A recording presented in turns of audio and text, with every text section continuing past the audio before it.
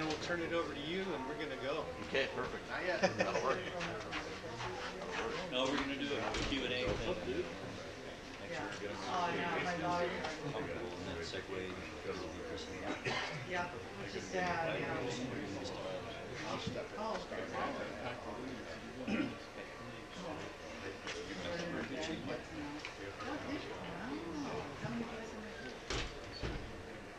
And this is awesome. I wasn't expecting that. There's a lot of fun. How you been? Good. How you doing? Yeah. How you been? You in town now? Yeah.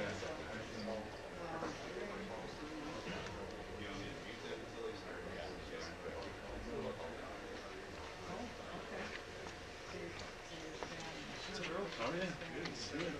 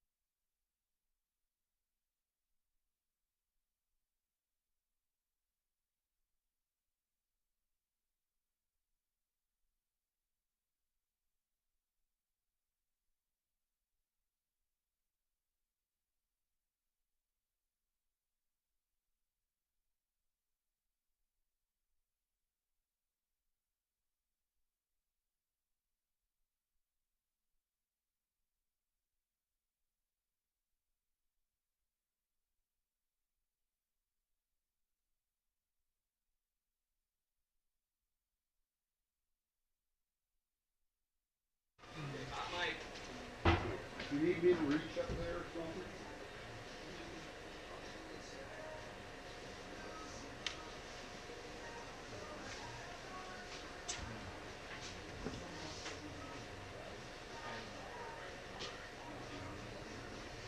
No, I freaking couldn't get my grades. You got it going, but by the time I got it going, it was 2 days. I put it here on last night. Good. Good. Because if not, I don't want to shake your hand. Well, too late now. I know. No, Mikey. How you doing?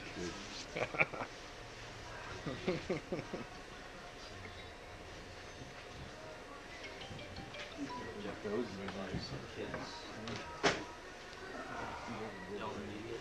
If we don't go, we're Yeah. Yeah. We can start coming on out now. Nice. Yeah.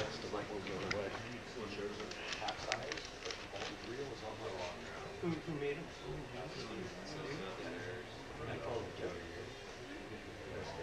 Is that the first kid size like that? Not the, it's more than a kitty cat. It's, yeah. Because Yamaha had a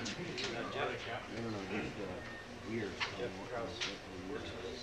How are you? good. Good to see you.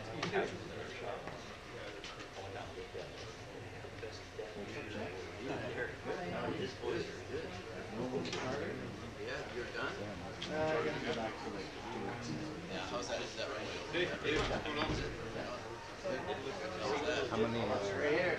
Yeah, 47. It does like security rates. He is. Three? Two? Yeah. Today. One today.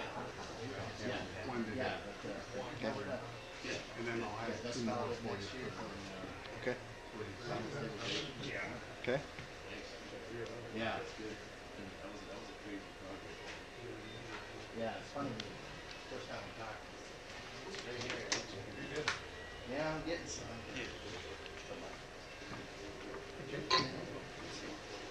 Yeah.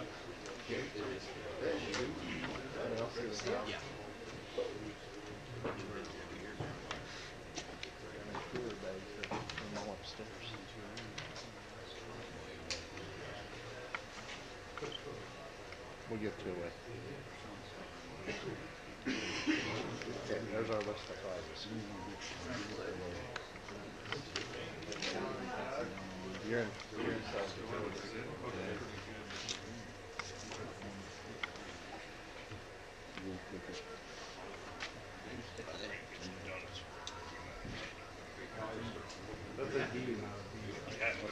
Stub, it's a stub package.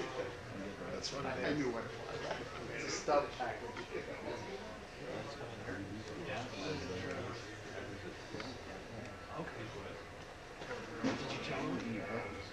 You know, I just said I walked That's what you said. Yeah.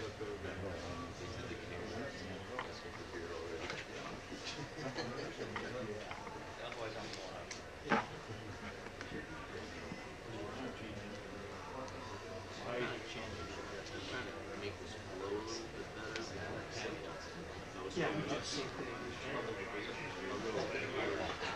Not really. Good.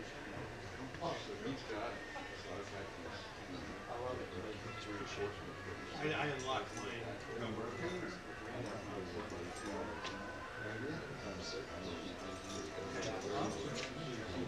It'll go through the wall and you got a head start.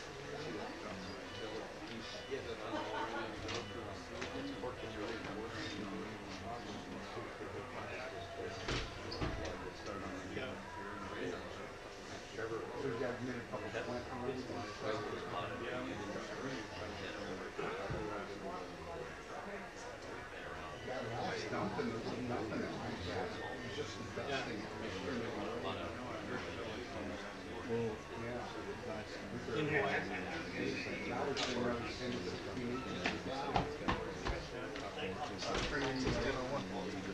Ready, fish? We were born ready, sir. Yeah. Yeah, on the other side of the Mount Pacific. 18 miles.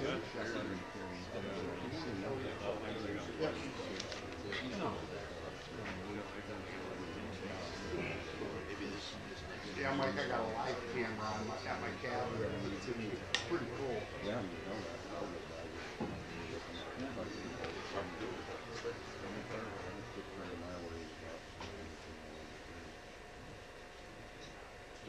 Thank you, Kelly. Good morning. Thank you for coming to the Iron Dog Rookie Workshop. My name is Mike Vassar. I'm the Executive Director of the Iron Dog. We have some board members present. Doug Dixon's the president, sitting at the table. He'll be providing us lunch today. Jake Goodell is here as the secretary. Kelly, who I know all you guys know on the phone, probably more than you want to. Kelly Sherrier is our operations director. Fish is a great volunteer for organization. And we have these guys who are going to train you today. Chris Oles, Mike, Dave, and Brad. I had a guy call me yesterday, says, do I need to attend the rookie workshop? And I said, I'm just going to be honest with you. If you think this 5 hours today is worth your life, then don't come. Because these guys could give you valuable information today that could save your life if something happened out there. Probably the biggest thing I'd like to do is the people that are online out of state, I need you to send me an email between now and the now and the Tech Expo, stating that you've watched the stream entirely live either today or at a later date when it's available online. If I don't have that email, you won't attend the race or the rookie or the safety expo. So I need that email from each and every one of you who's not here present today. Please, thank you. If everybody's here, have you did the sign-in sheet? Thank you for doing that. That would be great that we have that.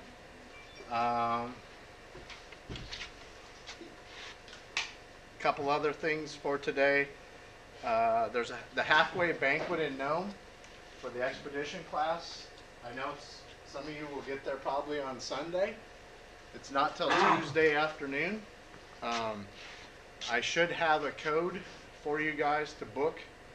I've been able to get Alaska Airlines to flip-flop the flight that night. So that evening flight on the 21st will go to Kotzebue first. They're going to hold the plane in Nome for the banquet till we're done with the banquet, so you can hop on that plane coming home that night, so you don't have to spend an extra night. That I will have a code for you to use. I told them I want to fill that plane coming home, so you can hop on that plane coming home and not have to spend another night. There will be awards for you guys in Nome, which will be probably a first, or we haven't done it for a long, long time. Tonight, if you're not busy, we've been building a Colony Christmas Parade float in Palmer, which will be at the Colony Christmas Parade tonight. I know it's going to be nice and warm out, but it'll be fun. Jake has developed some new hoodies for merchandise. We do have merchandise available. Jake's developed some new hoodies. They're going to be here the 20th, maybe. So they're an Oakley hoodie. They're really, really nice. So if you want a really nice hoodie, you can either talk to Jake afterwards or get a hold of him online and buy those hoodies. The hot topic, I guess, is the email that I sent out for Expedition Class for 2024, so I just want to cover it right now. The hot topic is we're bound by permitting. And with a Pro Class prize purse this year of $200,000 and a Pro Class purse next year projected to be $250,000, we're probably going to have a pretty big Pro Class last year, and I need to start doing some things to get us in the parameters of our permit for next year. So I know last year we had about 47 riders in the expedition class. I think we're at 52, 51 this year. With 25 pro teams, I have a feeling we're going to have probably 35 pro teams next year, and we got to stay within the boundaries of our BLM permit.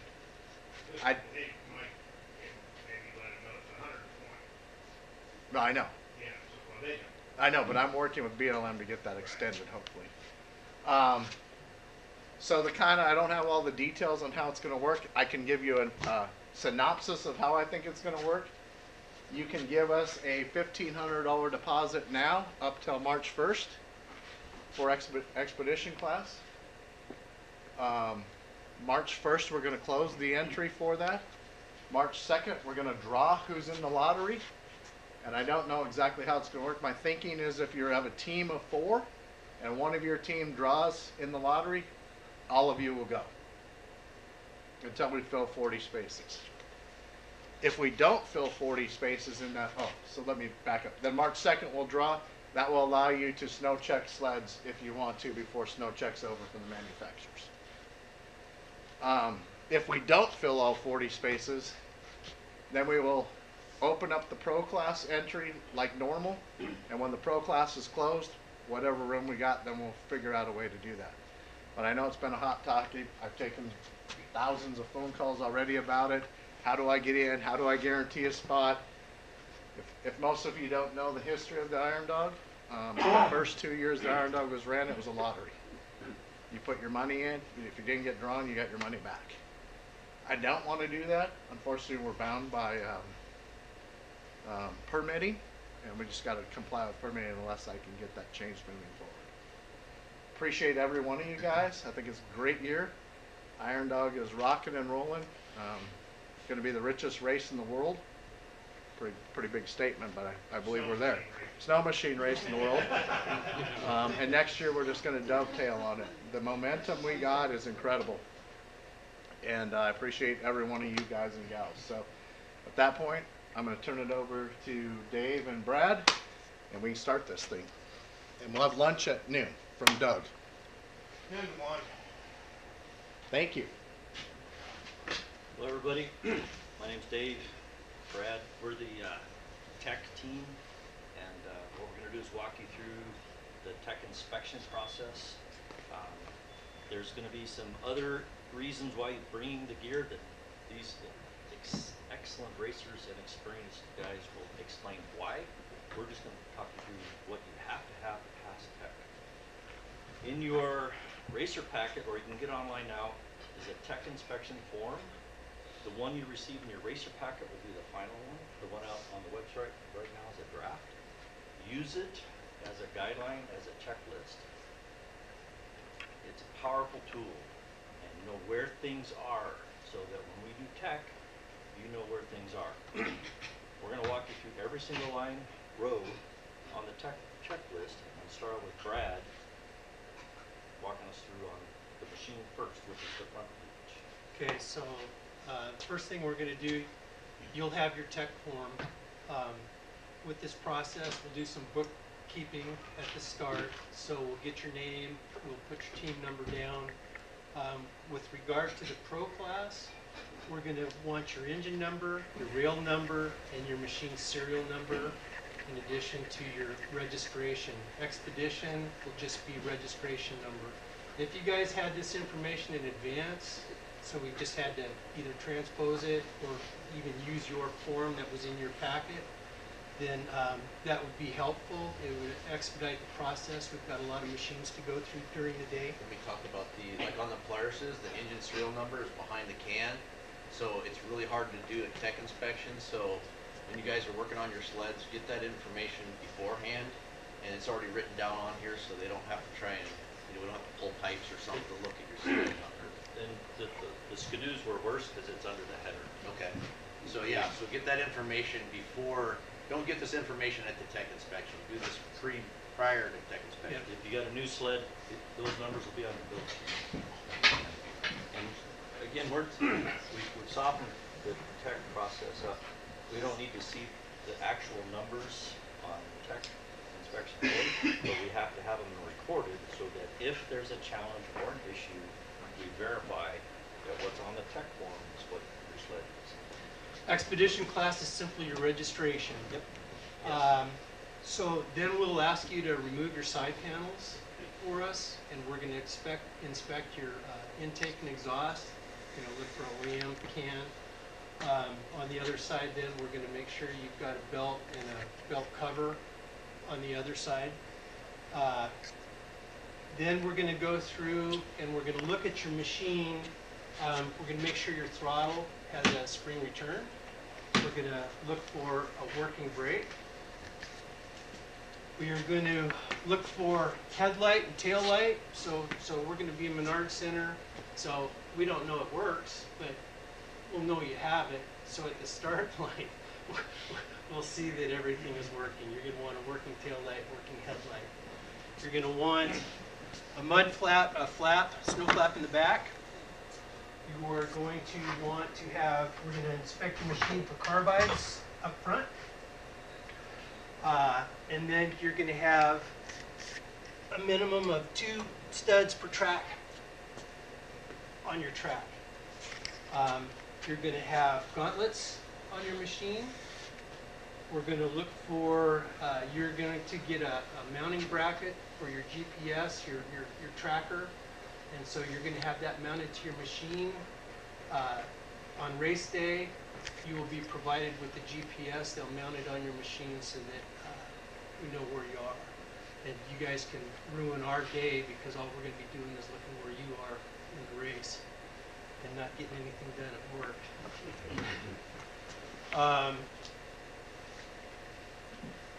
You're going to have a GPS.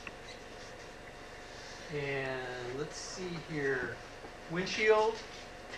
And then with regard to, just remember, during the race, you start, every checkpoint, you have to leave with a windshield, leave with a, you know, snow flap and your working lights.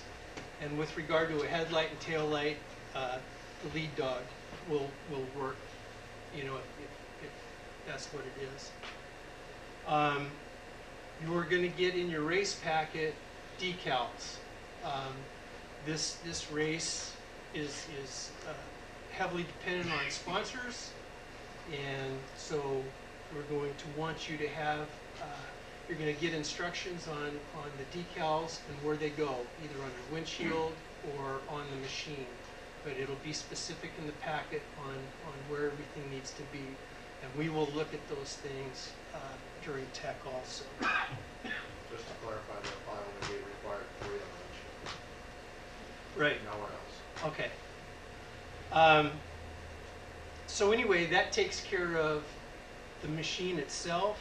Next, Dave will go over the required gear and what we'll be looking for.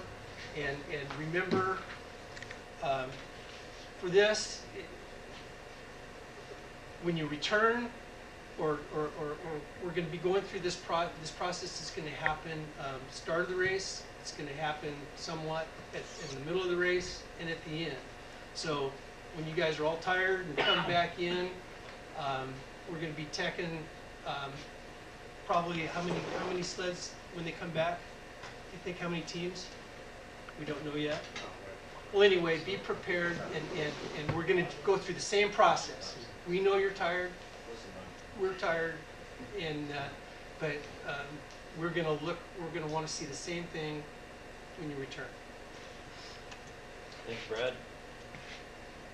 So the personal gear is on the second page of the tech list.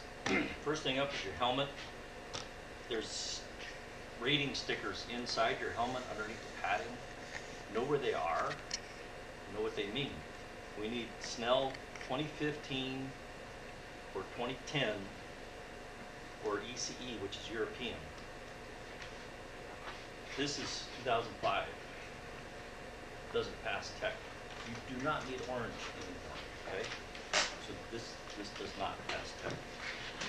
But know where that sticker is. You're going to be given numbers that go on the back of your jacket. So I don't think you get them at tech day, but if you do, we want to see them, and we'll definitely be checking that on start. Eye protection, you need 2 sets, a spare. Almost everything needs to have a spare, and we need to see it. Upper body protection, the Flying Tech Vest is kind of the universal one up here. There's in the rules it talks about references to ISR standards, which is International Snow Machine Racing. The words in the Iron Dog rules are almost exactly the same as ISR. And on the ISR one, they actually list 6 other vests that are approved. And there can be more that will pass, but if you have something that's not on that list, get a hold of me. We'll be sending this out to everybody in the near future, so you guys can look at it and see what's up. Thermals, upper and lower, 2 sets. The spare set in a waterproof something, garbage bag, Ziploc, whatever it takes. Vacuum sealed works good. The face masks, 2. Gloves, socks, shin guard. This has to go from the instep to over the knee. Okay? Boots, the rule's softened, it just says Arctic grade. Okay? Something that you think you'll keep your toes from freezing when you go. Sleeping bag. This is what it looks like when it's not in a compression sack. Don't make us do this to you, okay? If you put it in a compression sack, put the rating right on the end so we can see it. All right? It's a pain in the butt to shrink this down to the size it'll fit in your bag. Or at least have the tag exposed, Yeah. right? Have the tag exposed. We historically put it in a vacuum bag and just make sure that the tag or the actual what the sleeping bag is at the very front so that you can see it. You don't have to tear it all back out. Yep. So you can actually have it packed as long as they can see the tag. You're good. Yep. Bivy bag. This is an actual stay in it reusable bivy bag. I think it says ripstop nylon. This is what used to be acceptable. This is the Mylar film kind. This does not pass tech. There's a version of this that comes in a bag, and in the description, the bag is ripstop nylon, not the bivy bag. Does not pass tech. You won't find that on race day, or on tech day. So, Yeah. So Especially- people look for it in advance, get it, because there's some things that just, you won't be able to find. Especially on day of expedition tech. class, because you have no time between tech and start. Fire starter. Anything you can do to make fire. Signal flares, or a strobe, or a laser, or. Okay? If you have a strobe or a laser that uses batteries, you have to have spare batteries. If you have a strobe or a laser that's USB rechargeable, you need 2. Okay? But it's or. And you cannot fly back home with pyrotechnic flares in your pocket. I got these lasers locally. We're carrying an extra battery. Yep. with them. And this came from West Marine, so. This is what one of the regular lasers look like. A flashlight, again with spare batteries. First aid card and CPR card are on the list, but Kelly takes care of that at registration. Rope, we're looking for 25 feet. It's got a poundage rating. We're just looking for something that you can pull your buddy in, or somebody else. So paracord won't cut it. We carry the Spectra rope. It's We'll talk.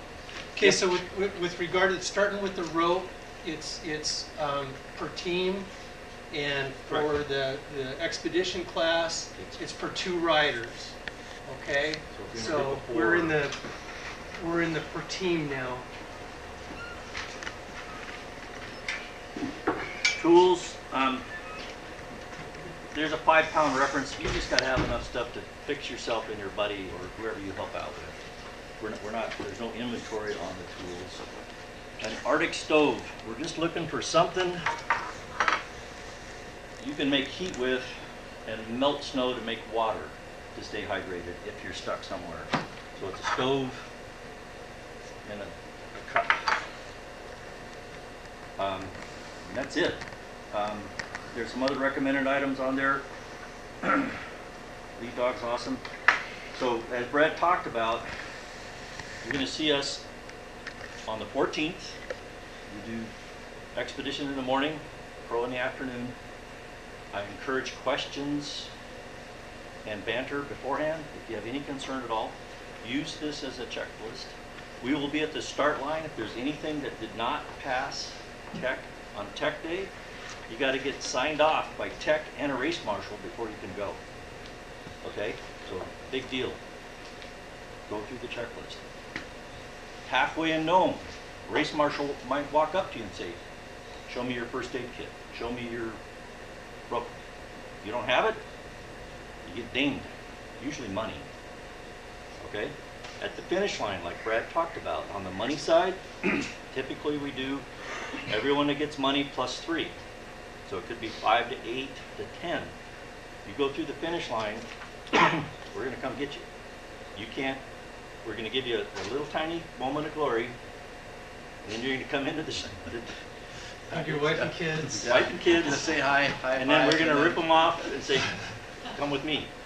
And you're going to do all of this right there. And like Brad said, we know you're tired, know where your shit is, make sure you got it, and go from there.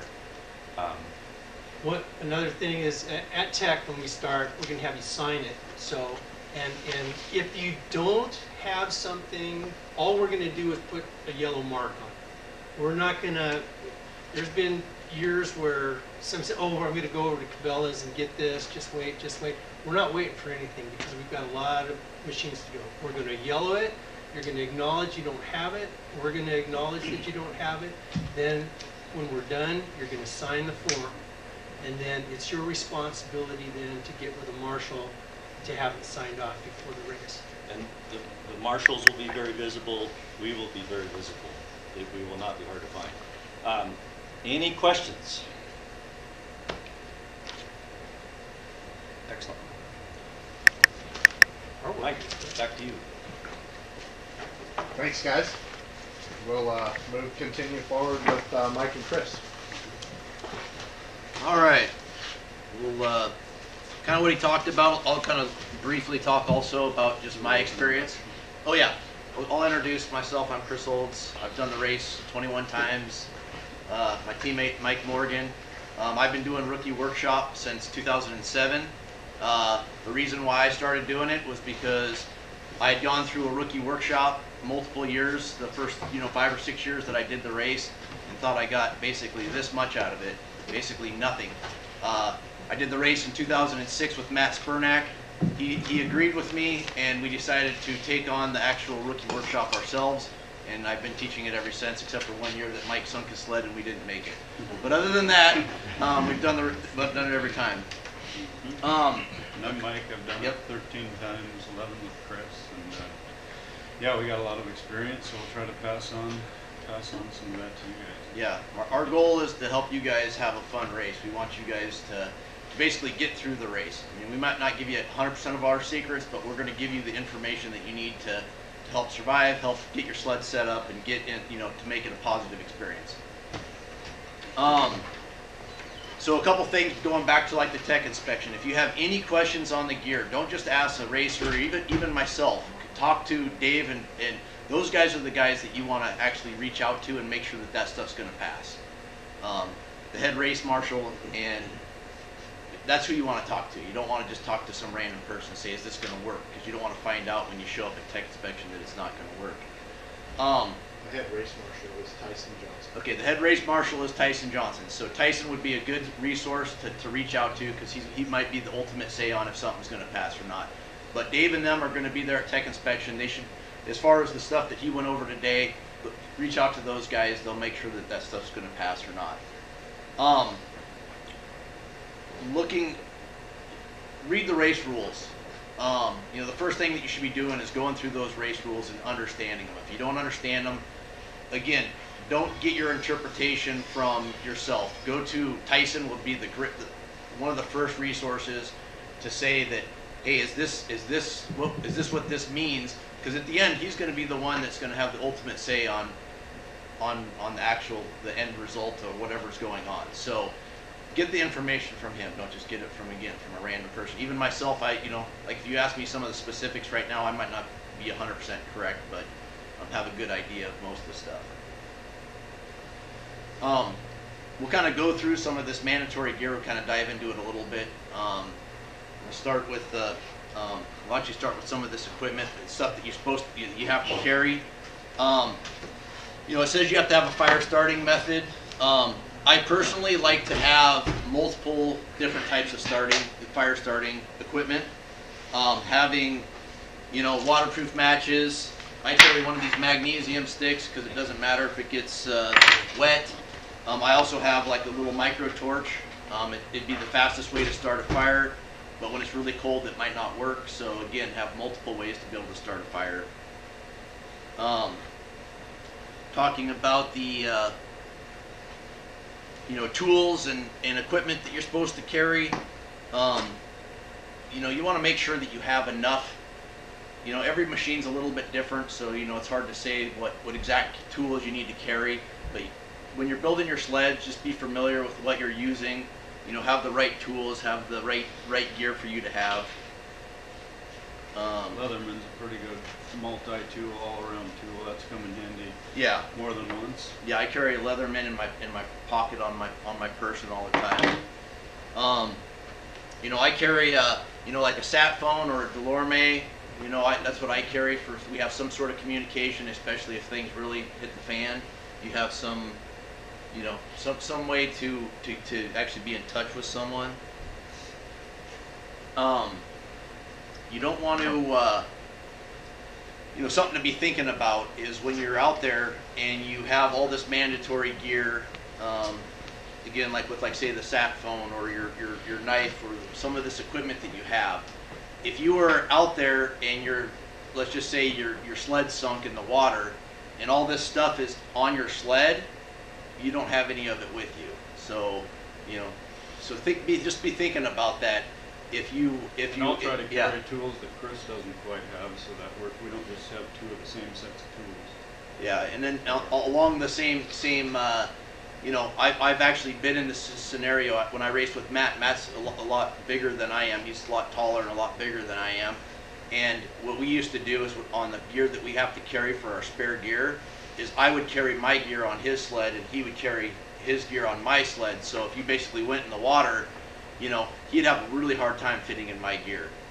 And if I'm dry and he lost the sled, he'd have a hard time fitting in any gear that I have. And I have been in the scenario where I had to get my gear out, and actually because I went in the water and had to get dry gear on. So again, something to think about while you're when you're packing your gear. If you guys are way different, like Mike and I are pretty close to the same, so we won't have that scenario. But if you guys are again, if you think about stuff like that, it might make sense for you to carry your gear on your teammate's sled. So if they lost their sled in the water, or you can actually get it.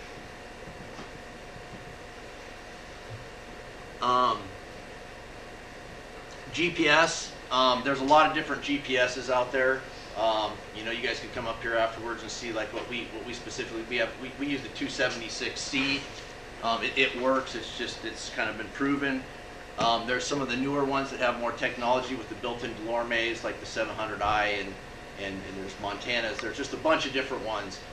I'm gonna repeat this over and over again throughout this presentation. That you need to go out there and try stuff and test stuff yourself. Get to know your gear. Get to know your gear. GPS. Yeah, like GPSs, I know that some of them don't like the cold weather. Like the screens physically won't turn on. So be aware of that. Ask around for people that have tried different types of GPSs. Don't just go out there, don't just turn on your GPS the day of the race and try and think that you're going to figure out how to use it. You want to practice with it. Know how to use it, and again, make sure that it's actually going to work in the cold. Back in the early days, we actually used to put heaters. We used to put like hot grip heaters on our GPSs that would keep our GPSs warm because the screens wouldn't fire up. And again, you could some of the GPSs now, it sounds like they don't work in the really cold weather. So, and they might work at 25 below, but during the race, historically, and it's not every year, but even on the warmest years, historically, it's still going to get 25 below. And we have seen in the 50 belows before on the Yukon River, so that's not uncommon. You're going to need to. It's also been years we've left Big Lake at 30 degrees and get on the other side of the mountain range and be 30, 40 below. Yeah, and that's very common. The first, like, if you're going to McGrath, and we'll talk about that a little bit, but the range of temperatures is massive. So even in the same day, and again, it depends on where you're starting from and where you're leaving from. Chris, Yep. this snow machine over there has a GPS on it. Yep. Is that sufficient, or do you need a portable with it? I believe that would be sufficient if you have the 7. You said like the players have the 7S display. So, Hey, Chris, Yeah. you know, talking about GPS and traction with it, learning to use it, and figuring out all that good stuff. One key, make sure you know how to do tracks. So if you have a really good day, a nice ride, you got tracks in your GPS. So when you get there during the race and it's a whiteout, you know when you're on your track, and you're good. And it's not just an easy sit button on a track. Learn how to save it, so you have it. And I Yeah. think some people have tracks you can get, not right? We have them somewhere that they unload for the whole course. Yeah, so give us somebody that has tracks and we'll share them with you.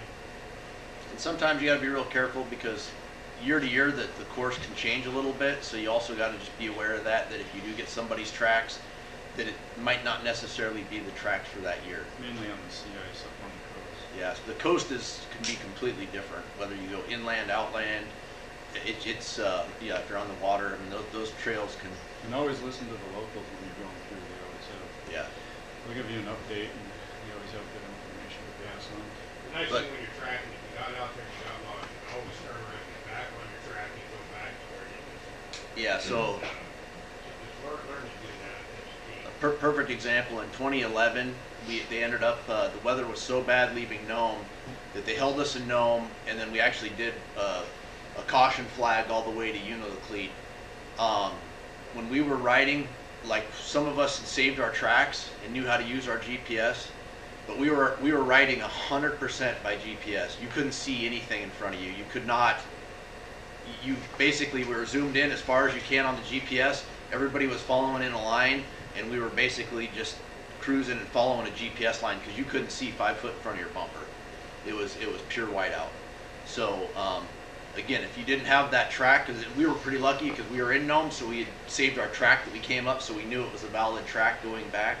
Again, make sure you're following the valid track, but you know, especially on the sea ice, because year to year and even day to day that can change. So again, just make sure you know how to use that.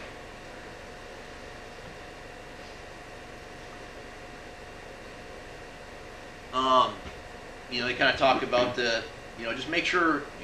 I have a pretty small little saw that we carry with us. There's a bunch of different saws out there. I remember the very first saw I ever got when I was riding. It was one of those, like a little cable saw. And, you know, first time I needed to get it, I was pretty proud of this thing. It was lightweight and everything. I go out to go cut the tree that I was stuck in, and it broke within, you know, 30 seconds of me using it. So it did me no good. So just make sure that, like, a saw that you have, there's been a lot of years that we've actually used the saw in the race, so make sure you have a quality, Got these fine ones. yeah, a quality saw that you can get out and actually use. They say a hatchet. I haven't seen a person use a hatchet in a long time. The very first year I raced, I used a hatchet. But, again, the bad misinformation, but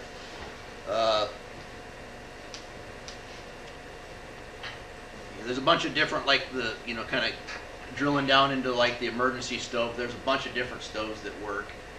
They make gas stoves. You know, we just use these little fuel pellet. Make sure that you have some spare fuel pellets.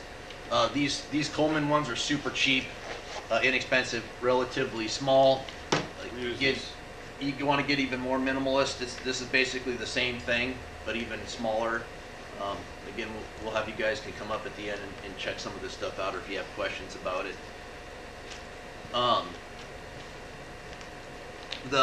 Going back to the flares and signals and all that stuff, we used to be required to carry these signal flares. I don't know if anybody even carries those anymore. The problem is they have an expiration date, and I can tell you from personal experience, after a couple years, they do not work.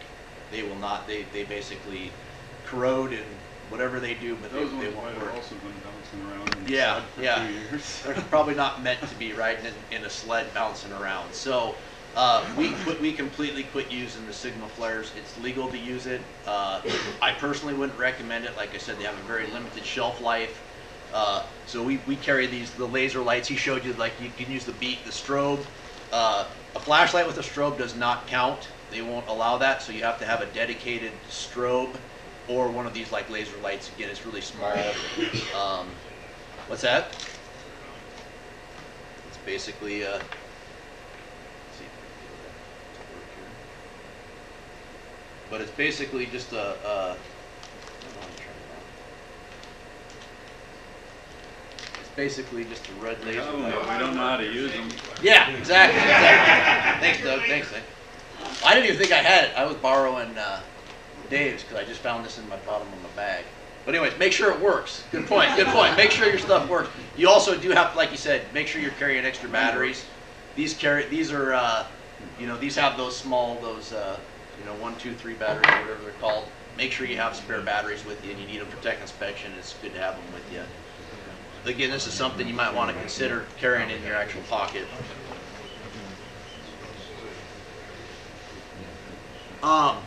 Going back to helmets, we're going to start kind of talking about gear.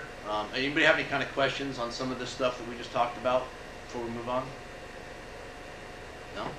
You guys Hey, are gonna- back to the little stove to melt the water. Yeah. Is that per 2 people or? Yeah, everybody? so that's, if you look at the actual, if you look at the rules and stuff, there's the team things and then there's the personal Okay. things. That's a team thing, so you just need 1 per team, or it sounds like 1 per 2 riders if you're doing expedition class.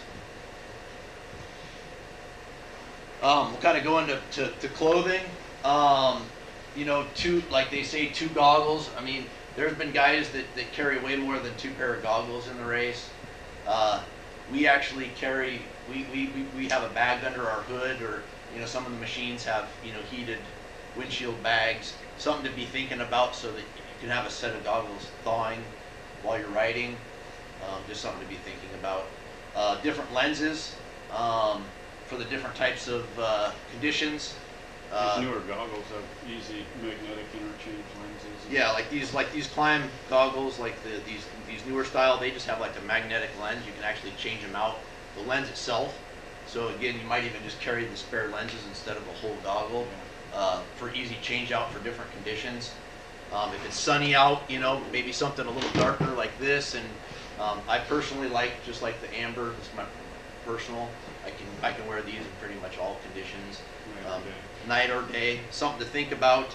And then all the newer goggles nowadays have they're pretty highly vented, so we've had to tape off a lot of vents to keep the wind out. Yeah, so if you look at my goggles, I personally don't like a lot of wind in my eyes. I have dry eye, and so that doesn't help my situation any.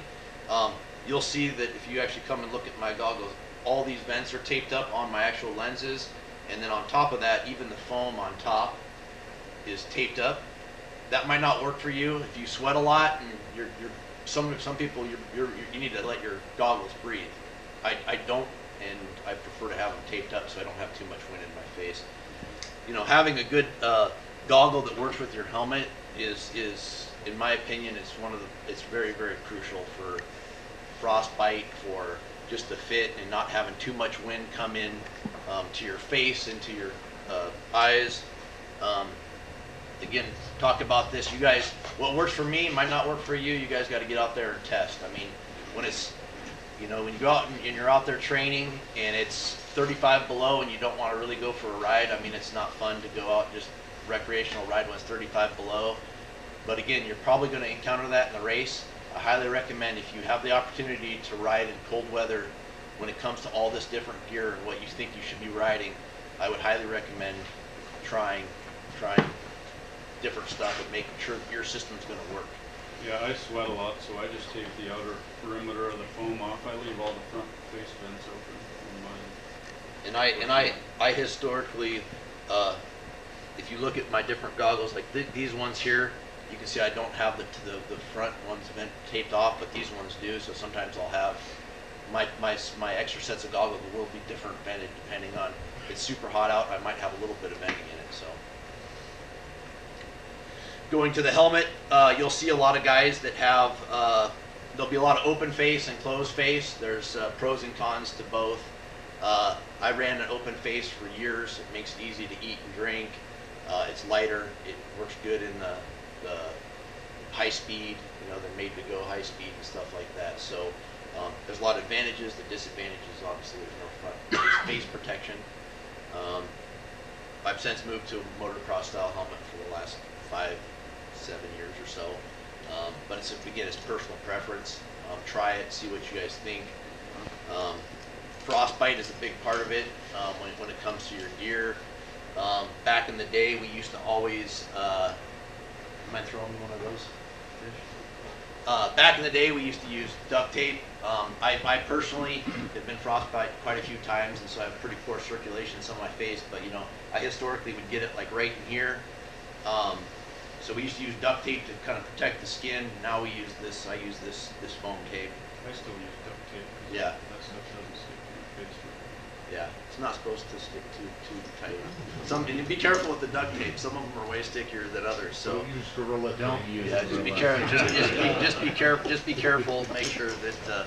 But yeah, but you want to basically protect yourself. In the first year I raced the race, we left Unilacleat and it was 25 degrees and snow and it was really warm, and so I decided to. You know, back then I didn't use like this style of a face mask. We actually just used a regular balaclava and maybe like a no fog or something. We didn't. I wasn't wearing my. I didn't wear it. We would just tape up our faces. I used no tape, and we took off out of Unilacleat. Like I said, it was 25 degrees. It was warm out. It was great. As we got closer to Nome, it was 25 below at Nome, and the wind was blowing 40 mile an hour from the north. So when we were riding into Nome, the wind was coming at you so hard from the side, the windshield's not protecting you at all, and you're just getting blasted. And everybody that year, kind of the same thing, just got massive frostbite on the right side of their face because nobody taped up or anything. So something to think about. We talked about the. In the famous blowhole, it's about 30 miles from Nome.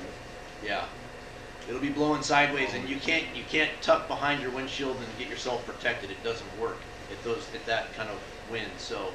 Again, something to think about that, yeah, you can ride it, or if for some reason you lose your windshield, sometimes it's better just to make sure that you have that protection on your face. Again, with the different type of face mask, there's all different kinds. I prefer this Climb Arctic one. It has kind of like the protection already built in, so it has multiple protection to keep your face. It's got neoprene around here, so it's got really good protection. It's got windstopper right on the face. And typically, unless it's really, really cold out, I don't need to even tape my face anymore with this face mask. Again, try a bunch of different stuff, see what works for you. Some people, you know, fog up their goggles and stuff like that. So again, make sure you're using a combination that works for you. I do know that like with like say the Climb helmet here, it has this little snap-in. I guess it's like face mask, kind of blocks off the venting in the front. It really makes a huge difference on the amount of wind coming in to your goggles. We pretty much use that all the time. Yeah, I pretty much use that in. The Climb helmets come with a windstopper liner, and then also you can see I actually tape up the majority of my vents on my helmet because I don't want that much ventilation. Yeah, pretty much all my top vents and my front vents. These ones are actually blocked off from that. But again, you gotta get out there and try it.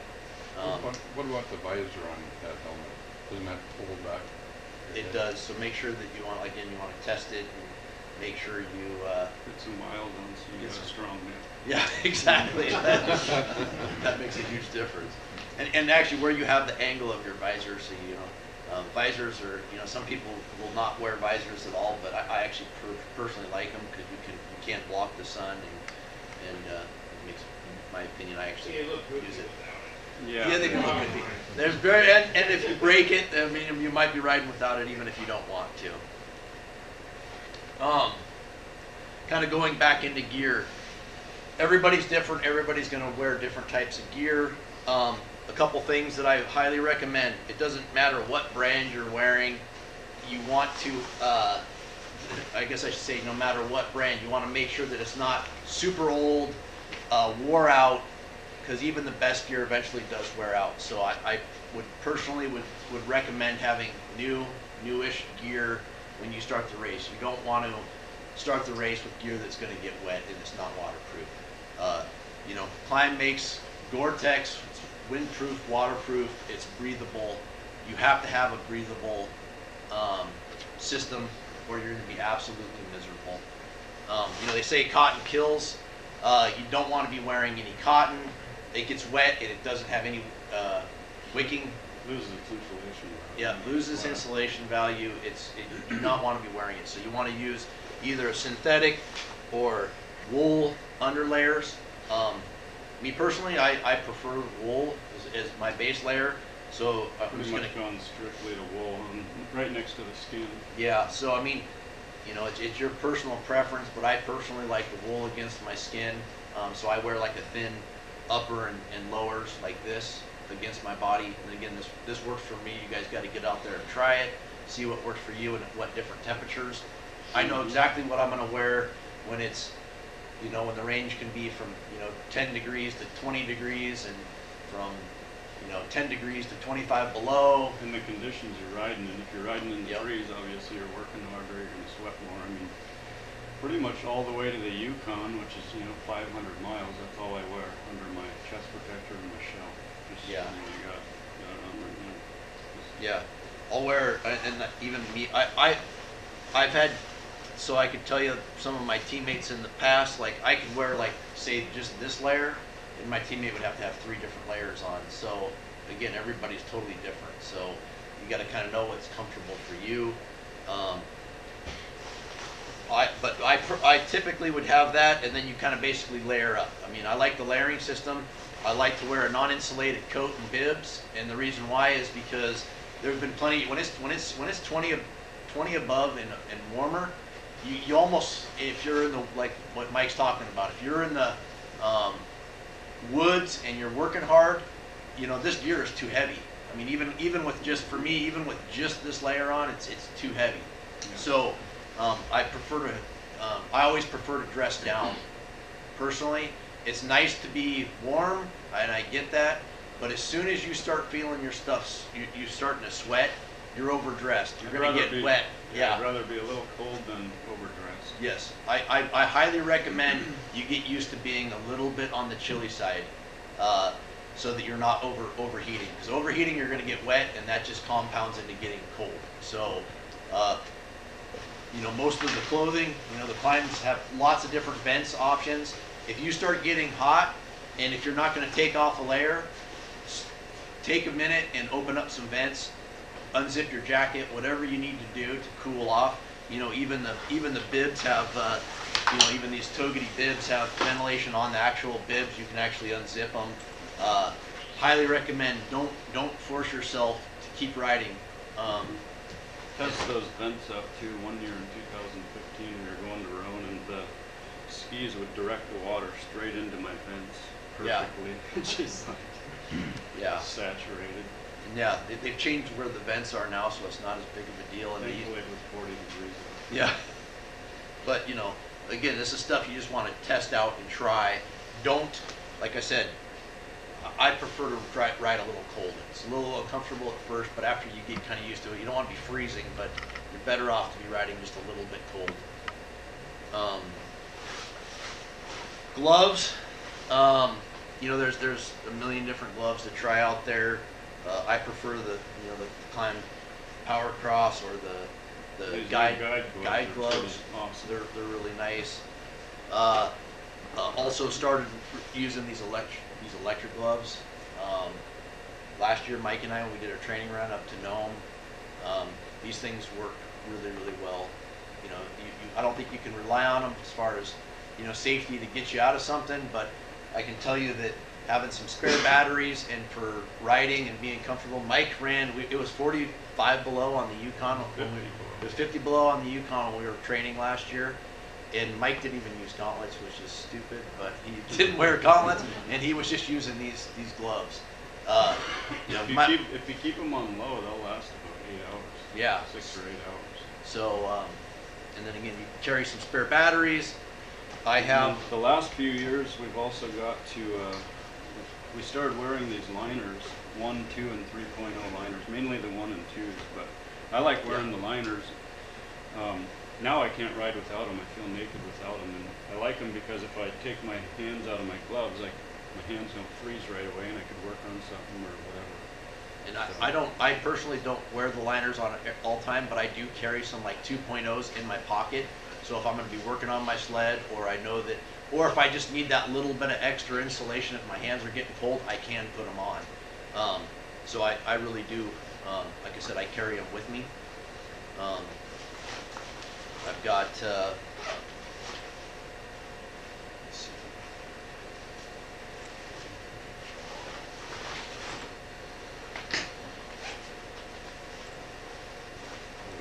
So you can even see, like I carry these with me when I'm riding. I've got some extra batteries.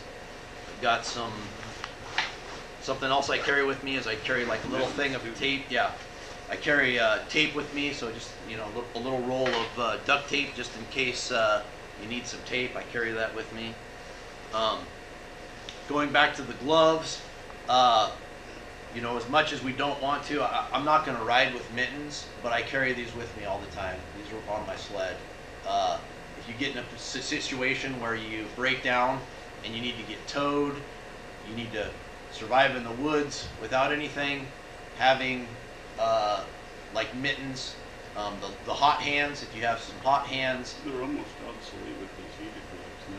Yeah, but your heated gloves, your batteries only last an infinite amount, or a set amount of time. If you're out there for days, these can save your fingers. Same with gear that you want to pack with you on your sled. If you're out there, you want to be able to layer up. Like I said, I like to ride cold, a little bit cold. So as soon as I stop and I'm not working anymore, I'm going to freeze my butt off. I'm not wearing enough clothes to just be out in the elements without moving around. Yeah, if we hit the Yukon and it's 50 below, I'm going to throw one of those on. So under my shell. Yeah, I prefer to. I actually carry typically something a little bit heavier, like actually one of these, like a synthetic type of heavy jacket, and or one of these like alloy style jacket. Yeah, mid layer, to have something that I can actually make it real easy to put on, especially if you break down. That's one of the first things. If I break down and I know I'm going to be there, if something happens and I know I'm going to be there, the first thing I do is pull out my mittens and I pull out another jacket, put it on. I keep my helmet on just so that my head doesn't use it as a hat. Can we take a little break or No. 5 minutes? You can take a 5-minute break.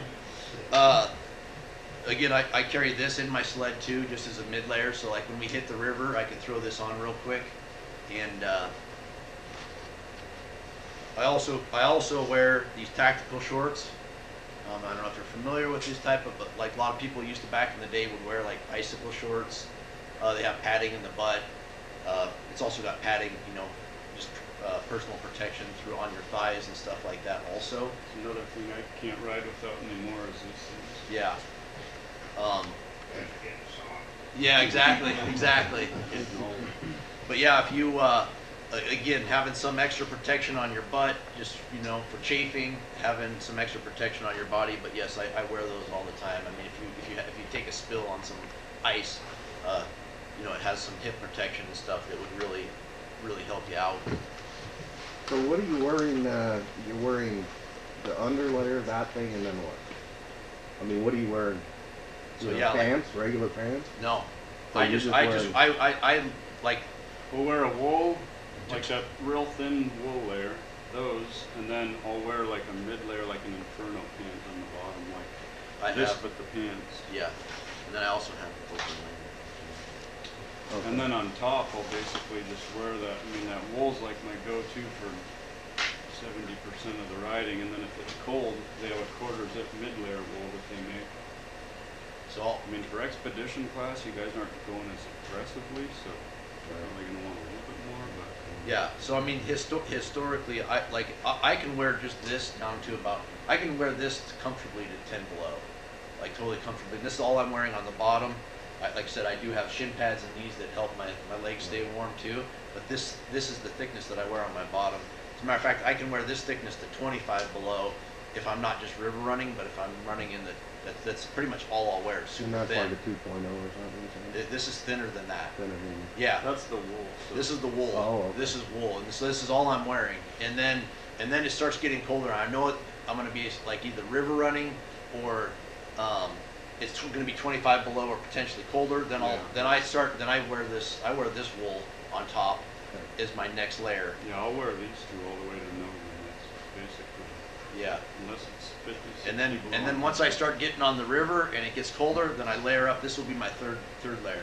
If I know it's going to be 50 below and I'm just riding on the river, then that's when I break out this style jacket, and I'll actually wear this under if I'm on the river. But typically, if it's going to be in the woods, I would never wear this, even on the coldest days. This is just too much for me. But that's kind of my basic go-to. You guys need a break at all, or should we just keep Can we rolling? break for 10? Yep. Okay. I guess what I would like to do is just suggest, because all this information is phenomenal, I think if we broke for 10 minutes, be back here or be ready to go at 11:05. But I think it's important that you guys get to know each other, because you're going to spend a lot of time around each other, and it's helpful to know if you're hurt, or you know the guy that potentially is going to come and help you. So. Gotta know your buddies. Gotta know, yeah. So, and then also, obviously, raffle tickets are going. The raffle's live. It's huge. You can look at the truck and the sled outside. And yeah, let's just take a short break. Well, we don't want to be concentration. Is there a restroom in here? Right back there.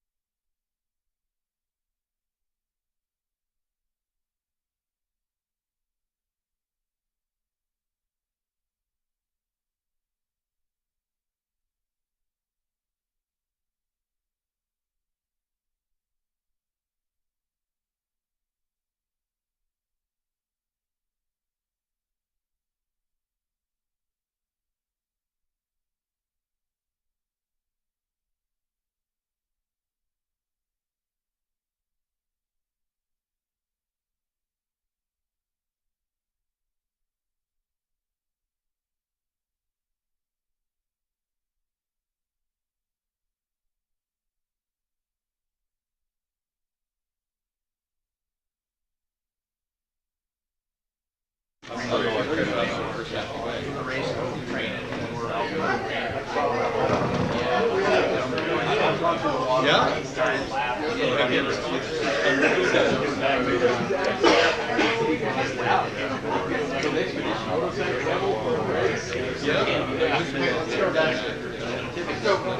Matt Riley and Doug Longing.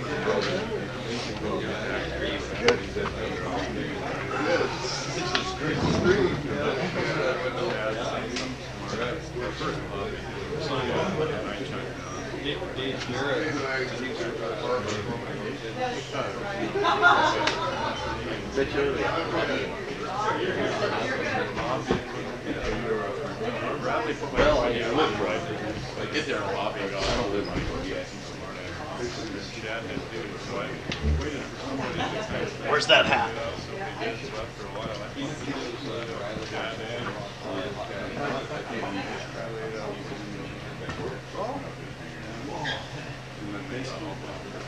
So you know,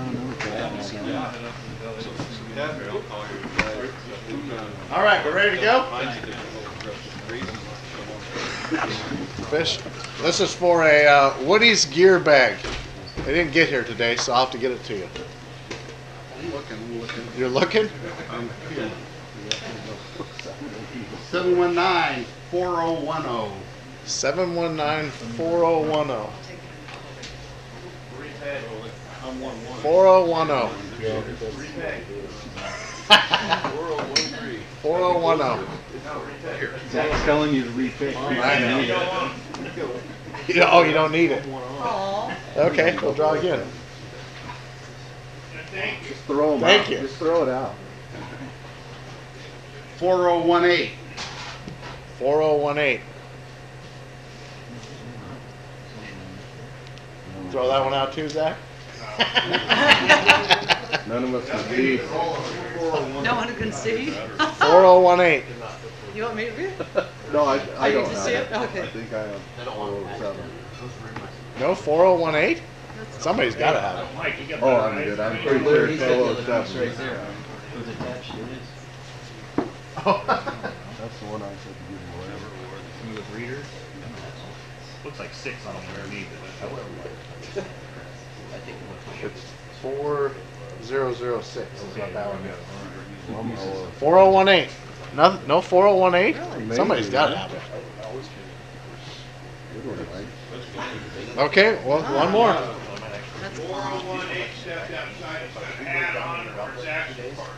Oh, okay, hang on, 'cause- 17, so. oh, she is 18 a. is Denver standing there with her. Exactly. Oh, well, let's see. Get him? You want to hold on that?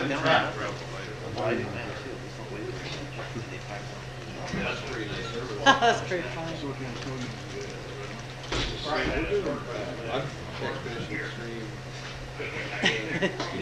Hey, you're not here. Yeah, he must be present.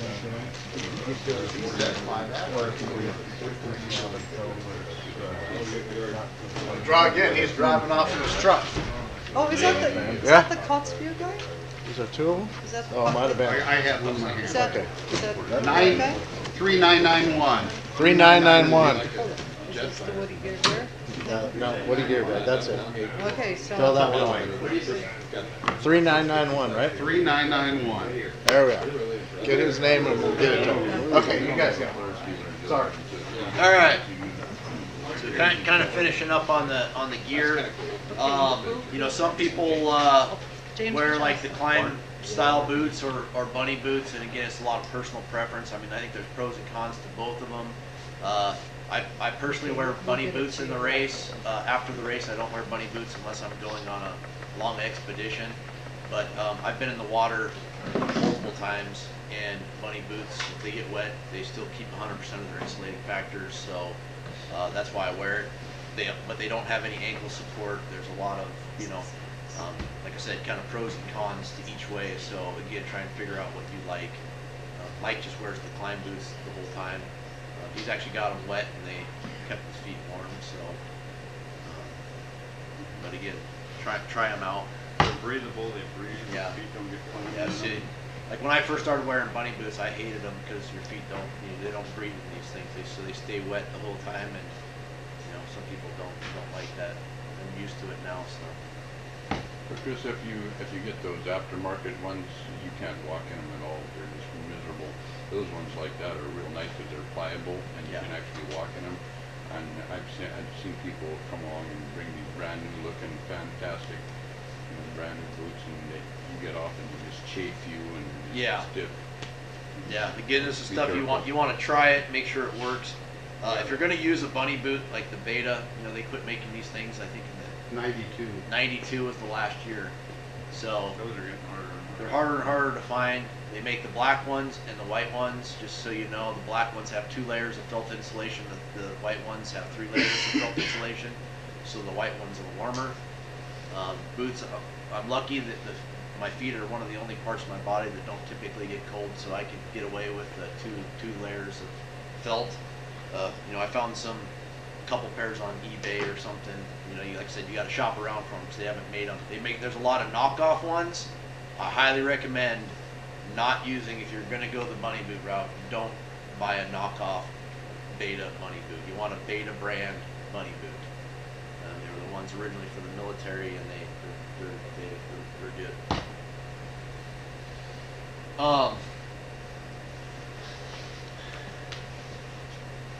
Going on to going back to like using your vents and the type of clothes that you're wearing. Something to think about where you lay over, and we'll get into layovers and stuff like that later. But when it comes to your clothing, be thinking about what you want to wear. When you kind of figure out, like, you're going to have a plan on where you think you're going to go for the day. So like the first day we're going to try and go to McGrath the first day. Well, we're going to wear the appropriate clothing. We want to kind of check the weather. We're going to kind of know ahead of time what the weather range is going to be so that we're kind of wearing the appropriate gear that's going to get us there. If we know that once we get over the range and it's going to be 30 degrees colder, now the way that the rules are written, if you're in a pro class, you might get to Roan and decide to take a 1-hour layover, pull an extra jacket because it's going to be super cold going into McGrath. I mean, it's just something to think about. And again, places to really think about that is like when you're going from inland to the river or river to the coast. It's all those areas are completely different and the weather changes. And not only that, your amount of effort and the amount of your activity level changes a lot. When you're riding through the woods and you're going slow and you're moving around a lot, you create a lot of your own heat. You're also not getting the wind. It's not as windy. When you're on the river, there's nothing protecting you. You're just sitting there.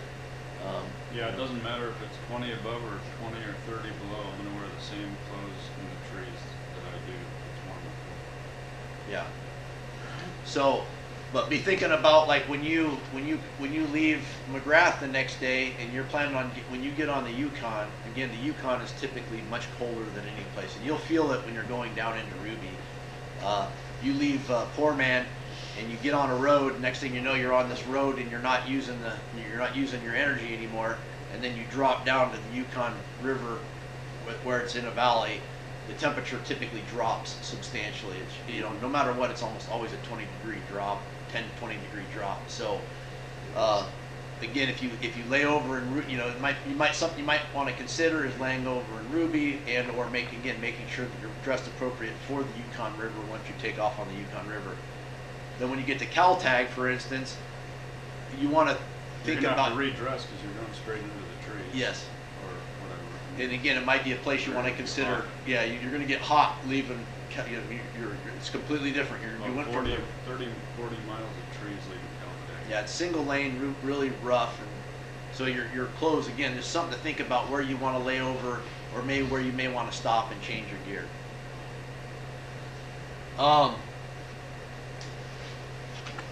We try to get off the Yukon when it's 40, 50 below. Yeah. If you can. Yeah, and we'll talk about that when we get to the layovers, but yes. Personal hygiene, things to think about taking with you when you're there or when you're on your sled. If you have the luxury of having a plane, they might carry some stuff for you, but always never rely on a plane because more than likely the plane's not going to be able to get where you're going. So you want to have the stuff with you. Weather. Yeah, weather dependent. Like there's, yeah, the last year we didn't have a plane pretty much the whole race. So again, you want to make sure that you're carrying the stuff that you want with you. With that being said, stuff like again, the foam tape, if you wear contacts, glasses, deodorant, you know, foot care. We've got things like Vaseline, Preparation H. Kind of talk about using Vaseline for your bottom region. There is, I highly recommend it for the race. It's weird because you can put on massive amount of what if it's warmer out and you don't lube up, so to speak, it can hurt. So I highly recommend it. My old team, yeah, my old teammate Matt Spurnack, he was a pro at it. He had a perfect combination of Preparation H, Vaseline, and some kind of baby cream. So that he had. But something to think about. Think about too, your contacts, if you have extras, could freeze in your case. Yep. Think about where you're carrying your contacts. I typically carry extra. I just have disposable ones. I use one contact, but I carry my contacts on my body and next to my body so it doesn't freeze. But again, something to think about. Medication. You know, if you have medication, I typically always carry some sort of like aspirin or ibuprofen. So in case something were to happen, you have it. There's some guys that just use it for general use for aches and pains. If you have any kind of, I have an allergy, so I take allergy medication with me. I don't typically use it, but if I have a flare-up, I can take it. Toothbrush, toothpaste, that kind of thing. When you get to the layovers, something to think about, stuff that you want to have with you. Some of this stuff, like we'll just carry actually on, like I said, most of this stuff I carry on my person, so I don't have to worry about getting it off my sled at the end of the day. It just makes it real easy for me just to walk off the sled and I have my stuff with me. Again, if you have the luxury of a plane and it shows up, I have a little bit extra stuff, maybe some extra clothes, so that we can layer up without having to pull stuff off of the sled. If we know that a plane can't come and I know that we're going to start out on the river, when we go off, before we go off the clock, I'll pull, whether it's warmer gloves or maybe a heavier jacket that you have on your sled, I'll pull that off before we go off the clock. We have so a day that we bag can, that we carry and Yep. unclip, pull it off. Yeah.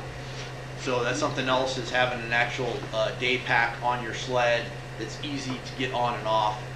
That's what we've been carrying the last couple of years, especially since like 2 years ago we couldn't have air support, so we went back to that. That's what we used to all do, and it's really nice because we can have most of this hygiene, maybe a little bit of extra clothes, that kind of stuff with us, so when we get to the layover, we have that stuff with us, and we always have it with us. Like I said, you can't rely on a plane. So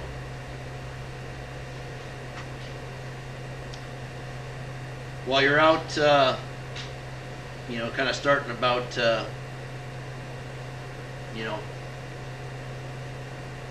training, hydrating, nutrition, stuff like that. You want to be in shape for the race, long story short. I've done this race multiple times where I wasn't in shape. I got asked to do the race 12 days before the race, and I put 50 miles on. So like I had no training run, I wasn't working out, I wasn't doing anything, and I did the race and I was miserable, especially the first 2 days. It was the first time I raced, and we stopped at Poor Man and on the clock and had soup and took a break. So, Be conditioned, yeah. Yeah, you want to be Put miles conditioned. on and You know. no better way to train than on a set of practice. Yep, you can work out at the gym, but at the end of the day, there's nothing that replaces actual riding. You want to try and get as many miles as you want. I mean, kind of like the standard is to try and ride at least 2,000 miles before the race. If you can, just the more miles, the better. You're going to be in better shape. Also the type of riding that you do, that if you're just doing one type of riding, if it's just river riding, is not the same as riding on the single lane, really bumpy trails, and vice versa. So you want to you know, you want to get a good Goes back to balance. testing all your gear and stuff too, and different temperatures and all that. Yeah, so you want to basically get out there, you want to train with the, you know, again, put miles on. They kind of relax they kind of relax the food that we have to carry this year. Again, read the rules, but you want to also, like we typically carry, like I'll typically carry some kind of a, like say power bar or something in my pocket that I could get to if I need it. Inside pocket. Yeah, inside pocket. So, you know, with that, you know, there's all the different, I mean, there's jerkies or power bars, candy bars, all the different types of food that you can eat while you're out there. People used to use that. Goo was a big one. All this different stuff. Again, it goes back to testing. If you have like a honey-based or a power bar or any of these things, when it's 30 below out and you go to bite that thing, you're going to chip a tooth. And that thing's, you know, it's as tough as a diamond. So you want to, you know, make sure that what you're carrying, you know, ideally you'd want something that doesn't necessarily get super hard when it's cold out, and again, trying different things and trying different types of bars that might work. I actually do carry a Camelback in the race. The first day is really the only day that I actually use it. Typically after the first day I'm okay without using it. But hydration is a huge part of this. You want to make sure that you're hydrated when you start. They say that it takes 3 days to get rehydrated. So if you get dehydrated during the race, you're basically never going to catch up. You're never going to catch it. You're never going to catch back up. So, you know, historically or typically what we do when we're riding, I get something to drink at every single checkpoint. Pretty much every checkpoint that we can. And most of the time most of the checkpoints will have something to drink, not every single one of them. So again, that's one of the reasons why I just will take my time. I'll take that extra 30 seconds to get something to drink while we're there and just make sure that I'm hydrated. Same with like food. I mean, you know, again, it's a little bit different every year for me or where I'm at, you know, conditioned.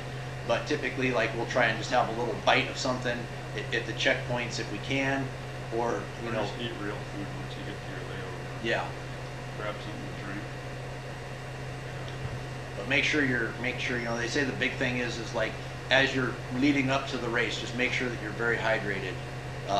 You know, kind of like that golden rule is, you know, basically drinking basically a gallon of water those days leading up to the race so that you're nice and hydrated. And like I said, the biggest thing is you don't want to get dehydrated. When you get to a checkpoint, make sure you're drinking a bunch. Some kind of an electrolyte. Yeah. I mean, dehydration is basically mineral deficiency. Yep. So you want to, More so you know, than actual volume of water.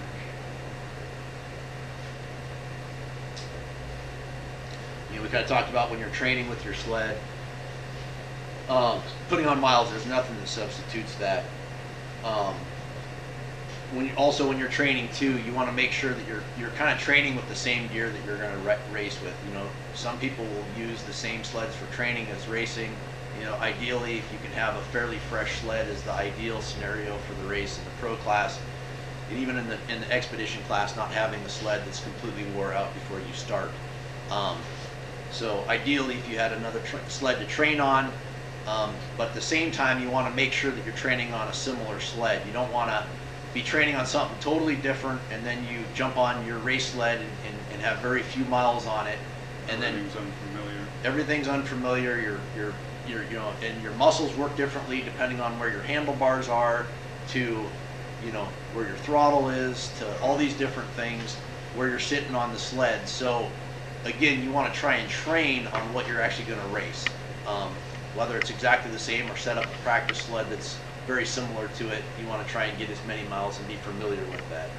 And maybe pack your sled with all this stuff well before the race, so you know you've got enough storage and all that. So when you're out there training, I typically will have like most of the gear.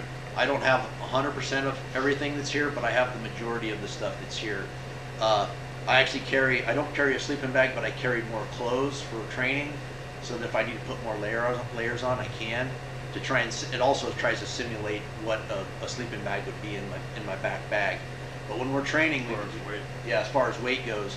So when we're training, you know, and this happens every single year. You know, some guys won't train with weight and stuff like that, and then they get out there and they're ready to start the race, and they find out that their sleds are way too soft because now they've put on 50 pounds worth of stuff on their sleds, and their sleds are, it's a completely different sled once you start adding weight to it. So when we're training, we have auxiliary tanks. We're training with and without fuel, so we know how our sleds act with the fuel. Obviously, we're trying to travel as light as possible, so we don't fuel at every stop as far as in the auxiliary tanks, but we at least test with all that to know how they're going to react and stuff. Yep, and make sure that they're not going to be too soft, so you can kind of ride for the conditions on like if you have full fuel or not. But again, you got to try this stuff out. You want to make sure that you have the right suspension set up to handle the extra weight. So if you're not training with the weight, again, you'll jump on your sled and it will not work out. So again, make sure that you're training with it. Packing and unpacking sleds, again, I try to ride with the same gear that I pack my race sled the same way as I pack my, 90% of it's exactly the same. So I know what I'm always carrying in my windshield bag. I know where I keep my tools. I know where I keep everything. So during the race, it's not like all of a sudden, like, where did I pack all this stuff? I've already packed it and pre-packed it. Yeah, so know where everything's at. So you know where everything's at. Pull it out and know and show them real quick and be done with it.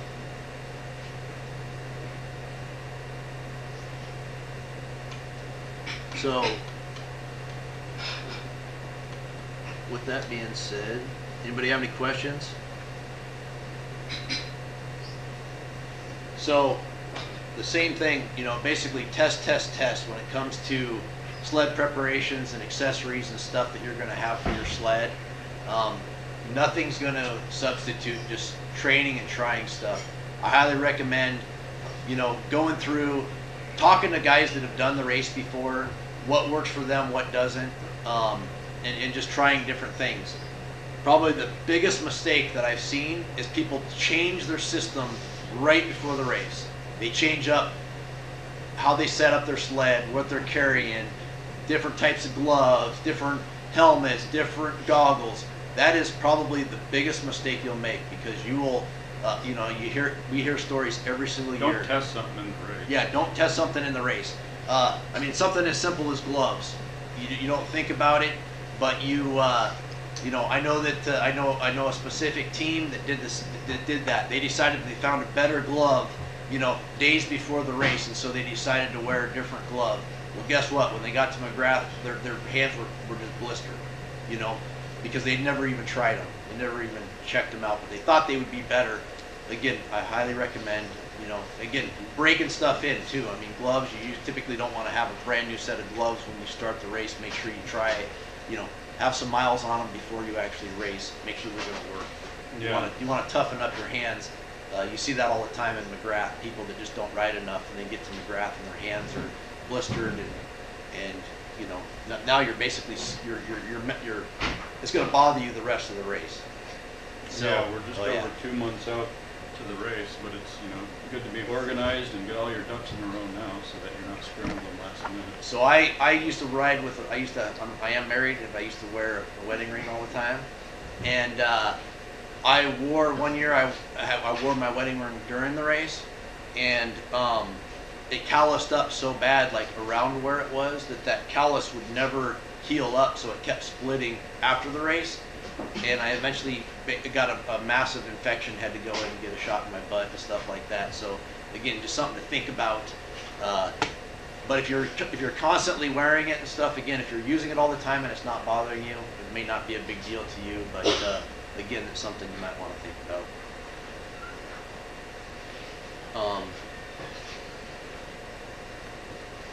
On the sleds, the other one too, and I've actually been guilty of this, that you don't really pack everything 100% until the day of the race or the tech inspection or whatever.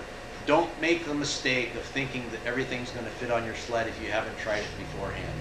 That your bags are going to be big enough. In 2008, we had our sleeping bags up. We had these, Doug Dixon at Fine Line made us these custom bags that fit our sleeping bag up in the nose cone. we did not try to put those things up in the nose cone until the day before the race.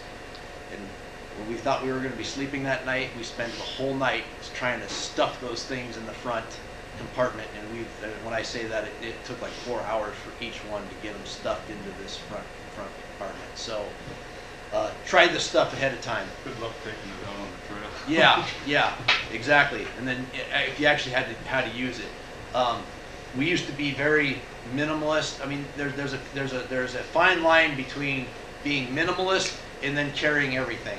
You know, you carry everything. It's harder on your sled. You're carrying so much stuff. It's hard to put it places. It's harder on your, it's really hard on your suspension. So you want to, there's a fine balance of carrying what you need, but not carrying a bunch of random crap. I mean, eventually you'll start getting where you're carrying way too much gear. Hey, Chris, Yes. can you talk about knowing where your equipment is and your items on your sled? Yeah. On the back of your sled? Yes. So like for, so we now, like I said, we have, Fine Line makes us bags. We have bags in the back. Historically, you might want to have a little bit bigger bag than what you might even need, just in case you need to grab something and put something in a bag. So again, something to think about. If you have a bag that just fits everything that you need, again, it's always like, it's like the tent that you buy, and you buy a tent, you have it packed perfect in there, and then you go and you take it out, you try to put it back in, and it never fits in the same bag. Same thing, you want to have a little bit of extra room maybe to fit the sleeping bag. You don't want to struggle with that. If you're getting gear in and out of your bag, when you're on the clock, if you're racing and time matters, it's huge to not have everything stuffed so tight that you can't, that it takes you more time to get it in and out. And knowing where your gear's at, knowing where your regular tools are. Again, you might want to even carry some, if you think you're going to be tightening your tracks, having stuff, maybe even carrying those tools in your pocket. So you don't even have to get tools out of your machine. Talking about bags on the sleds, you can have, there's a lot of places to carry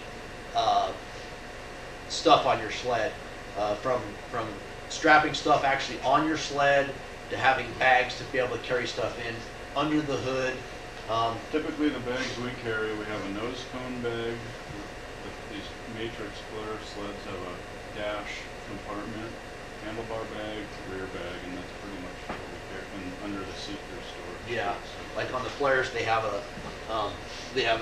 storage in here.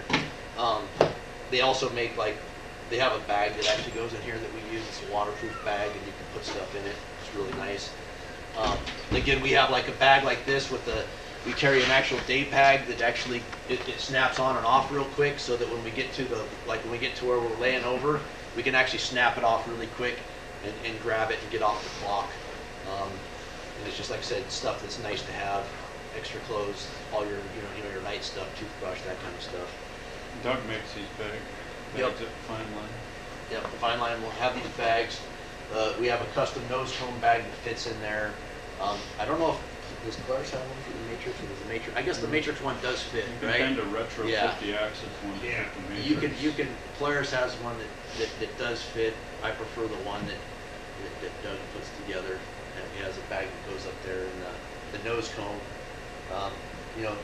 And again, thinking about where you carry stuff. So if there's stuff that you don't need to get to, I mean, there's some bags that are more of a pain. Like I don't want to.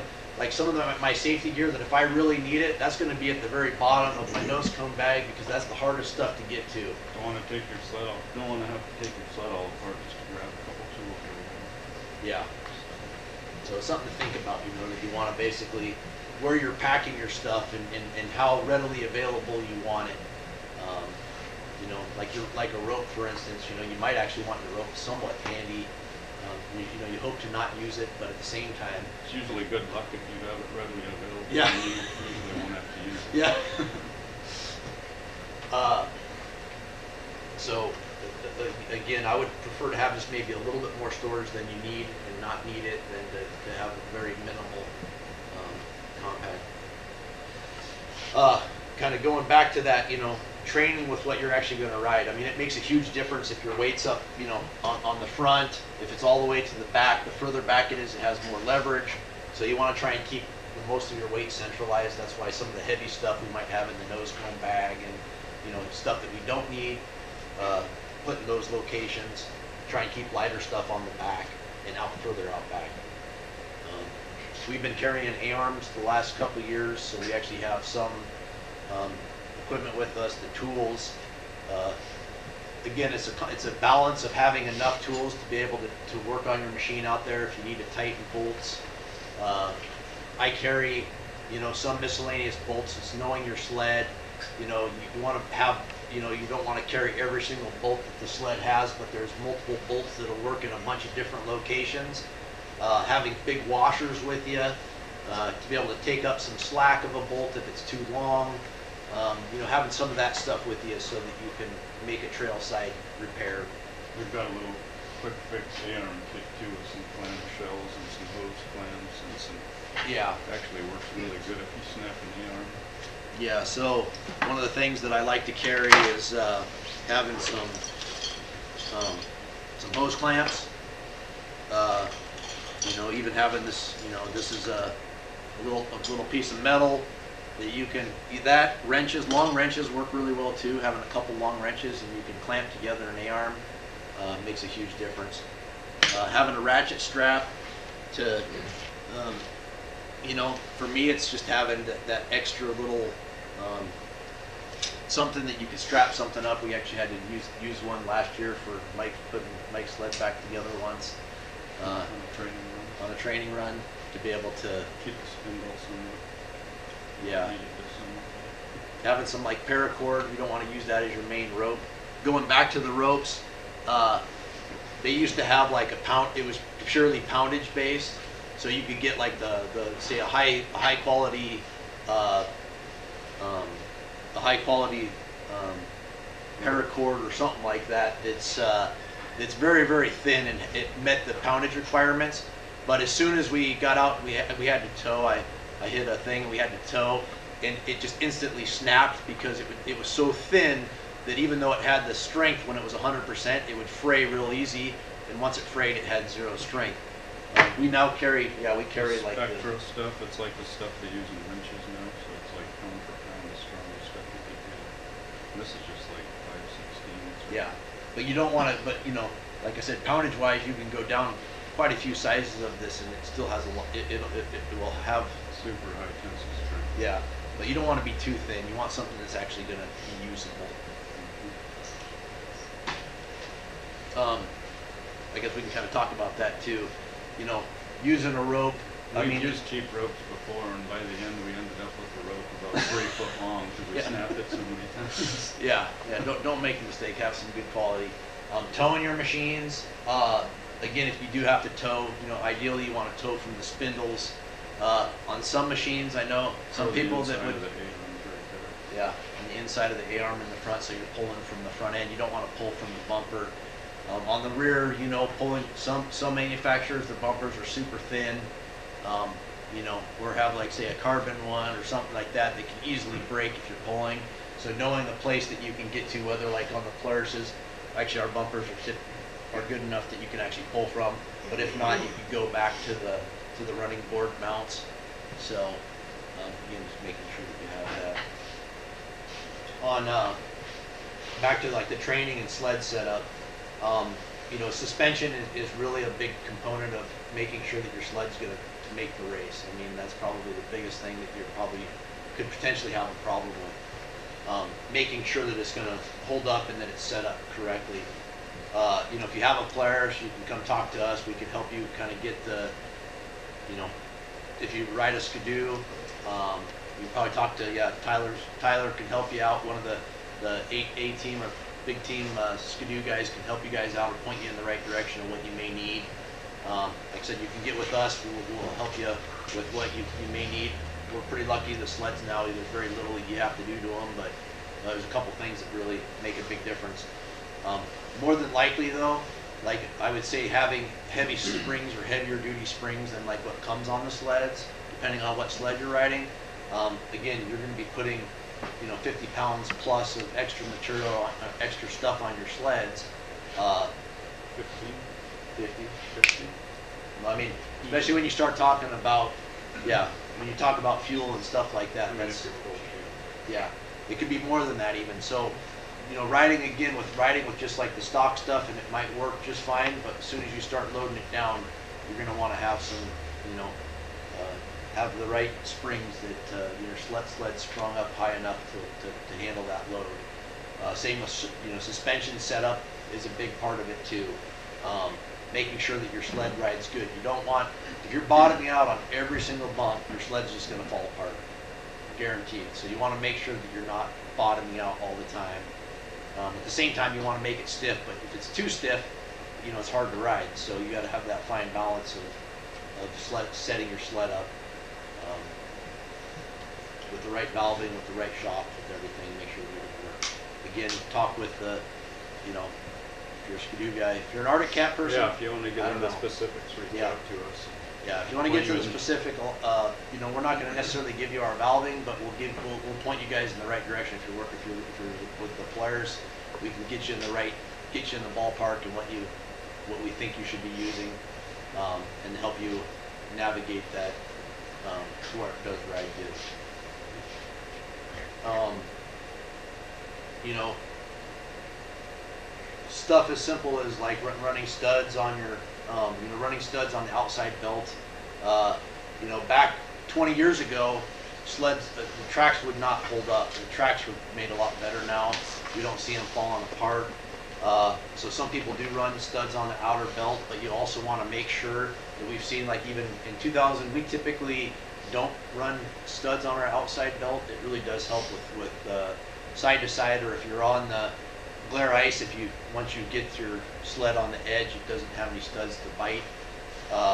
But you also want to be very careful that your stud protectors are going to protect. If you have an extra long stud on that outside, like on the Polaris's, or, you know, we have cooling. It's kind of a trade-off. We've ran them before. It's, you know, Understand your studs. Like studs in the center of your track are for traction, right? That's straight line, braking, Yep. going. Your outside studs are in a corner. If you have issues with your sled setup and it wants to slide side to side, where you're getting a lot of that movement, studs on the outside belt are going to help you out tremendously. Or You're you also just going set to up see your things sled in this good. race in like Unically. You're going to be in a groove. That you've never rode anything like that training it around here. You're never going to see it until you're up on the coast. You're in an ice groove in the center, and one of the big things that'll help you is outside studs, because your sled's going to have a tendency to want to slide and move in that thing. Outside studs are. yeah, I feel a lot safer with outside studs, but then, you know, we almost punctured the cooler when we ran, so I'm not gonna say run them, but Yeah, but you want to train with them, because I mean, you can put yourself in the race. You can put yourself in a scenario that you've never been on training. And like you said, the sled's gonna handle a little bit different. The accent's gonna wanna slide without it, you know, so.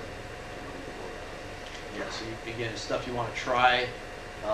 If you know, something that, you know, that we have seen in the past too is, so if you run the outside studs, to maybe run maybe a little bit shorter outside stud, so that it still works but it doesn't penetrate. So in other words, get into your cooler. These Something to matrix think sleds about. have really tall tunnel protectors Yeah. on them, so you don't have to worry about getting in the cooler. Yeah. So if you look at, I'm sorry to interrupt, Yeah, go ahead. but if you look, that is so, I don't think this is a ripsaw.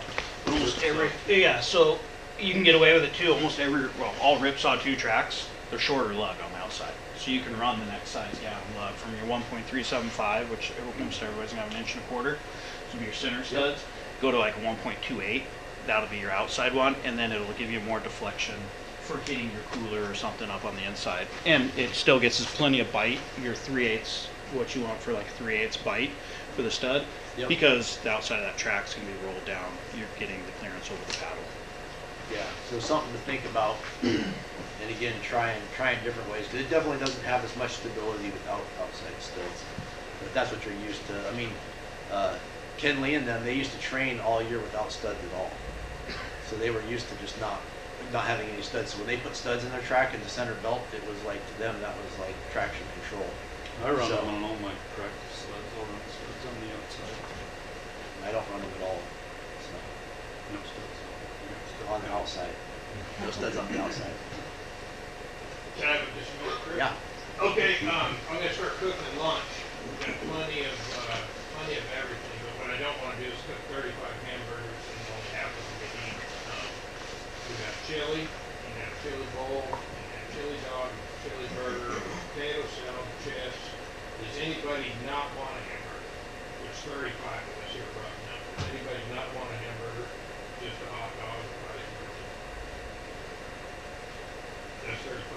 You're cooking for everyone, Doug. Yeah, no, that's fine. I'm prepared for that, but we got 4 dozen donuts, we still got 40.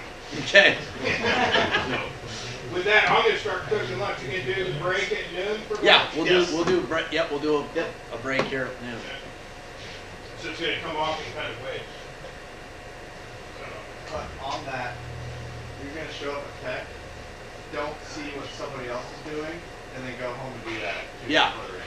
That goes back to that, you see that all the time, people think that there's something better, and they're gonna change up what they do last minute. And I can tell you, 9 times out of 10, that's gonna backfire in you. It might work, but it's definitely, your percentage is a lot less.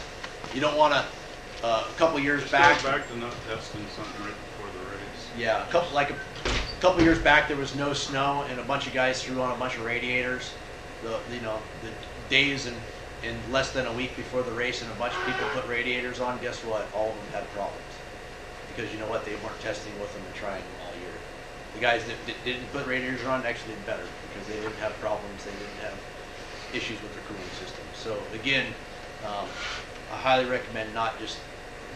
Like Zach said, you see something at tech inspection, you're like, oh, I wish we would have done that. If it's something minor that really has no effect on anything, yeah, maybe go ahead and do it. But as far as trying something that you've never tried, it more than likely is going to backfire on you, especially if it's something that you're not used to. What about ice scratchers? Ice scratchers is, pros and cons. So same thing. You want to make sure if you're going to use them.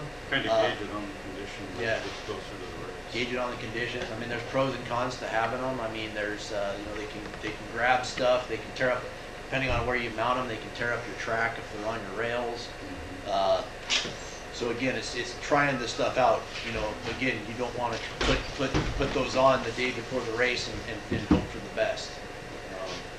And there's a bunch of different styles, so you can kind of go through every single type of scratchers, whether it's a metal bar, the cables. Yeah. We've seen those cable ones on certain races, especially high speed. They bounce around so much they'll actually start taking off the clips in the track because they get down in there. They bounce around, get into the rails, get into the track. It's really hard to actually find a place to mount ice scratchers on these. I think there's some you can mount on the back of the tunnel. Yeah. So if you're going to think about like having some kind of ice scratcher or some, I would just recommend trying something and putting a lot of miles on it. When you're about a month away from the race, you're, in my opinion, you should be done testing stuff. You need to pretty much run. And there's some small exceptions to that, but if you're not putting on 1,000 miles of something and trying it out, I highly recommend not even trying. If you're going through and doing some testing and trying new stuff, don't do it. Don't try stuff like I said the week before the race. That's a horrible time to be testing and tuning. That's the time you want to spend actually like building your sled and getting some more practice miles on with what you have and what you know works for you.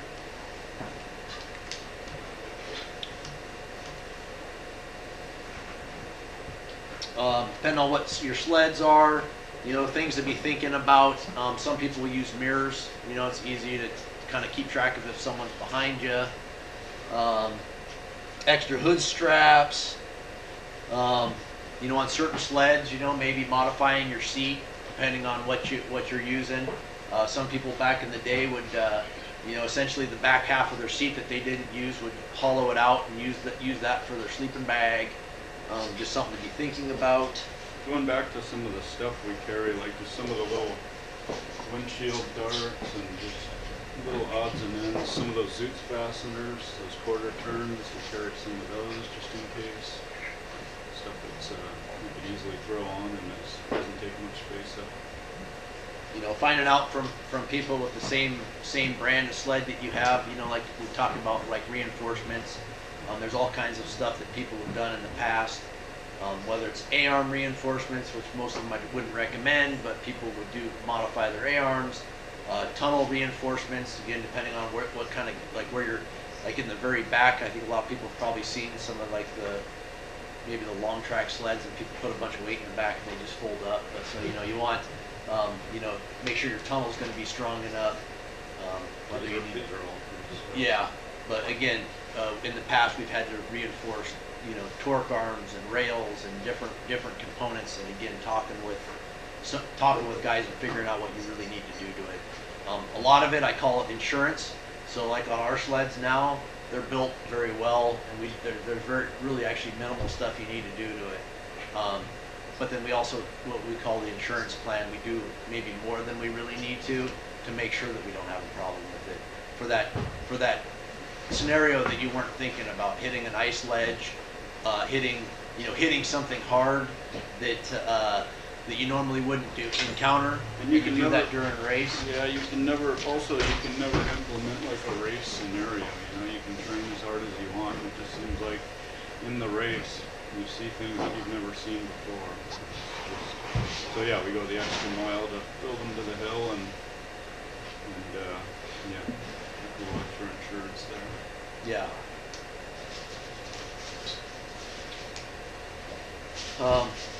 You know, just kind of going back to just general setups. I mean, you know, something as simple as like your limiter strap.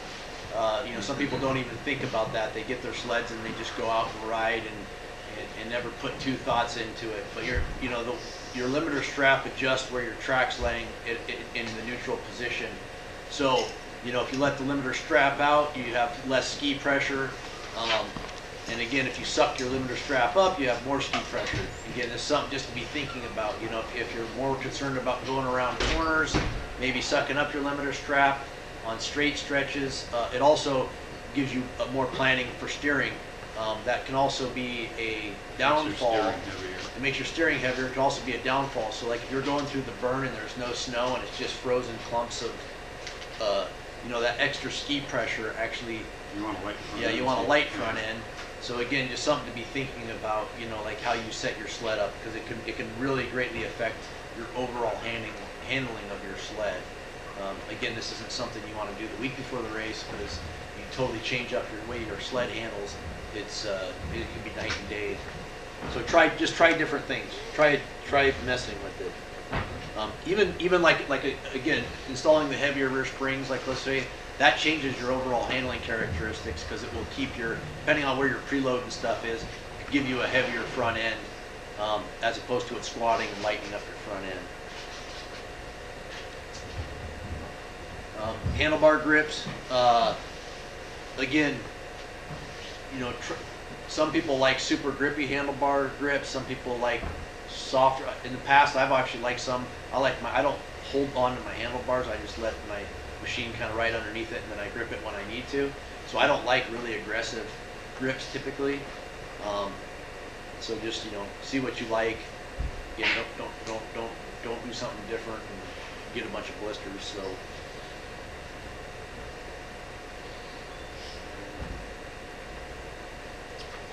fuel tanks, auxiliary fuel tanks. It's not as big of a deal anymore. In the expedition class, it may or may not apply, but you know, we used to do like Ruby to Tananol used to be a lot more. You basically had to carry extra fuel. But something to think about in the race, that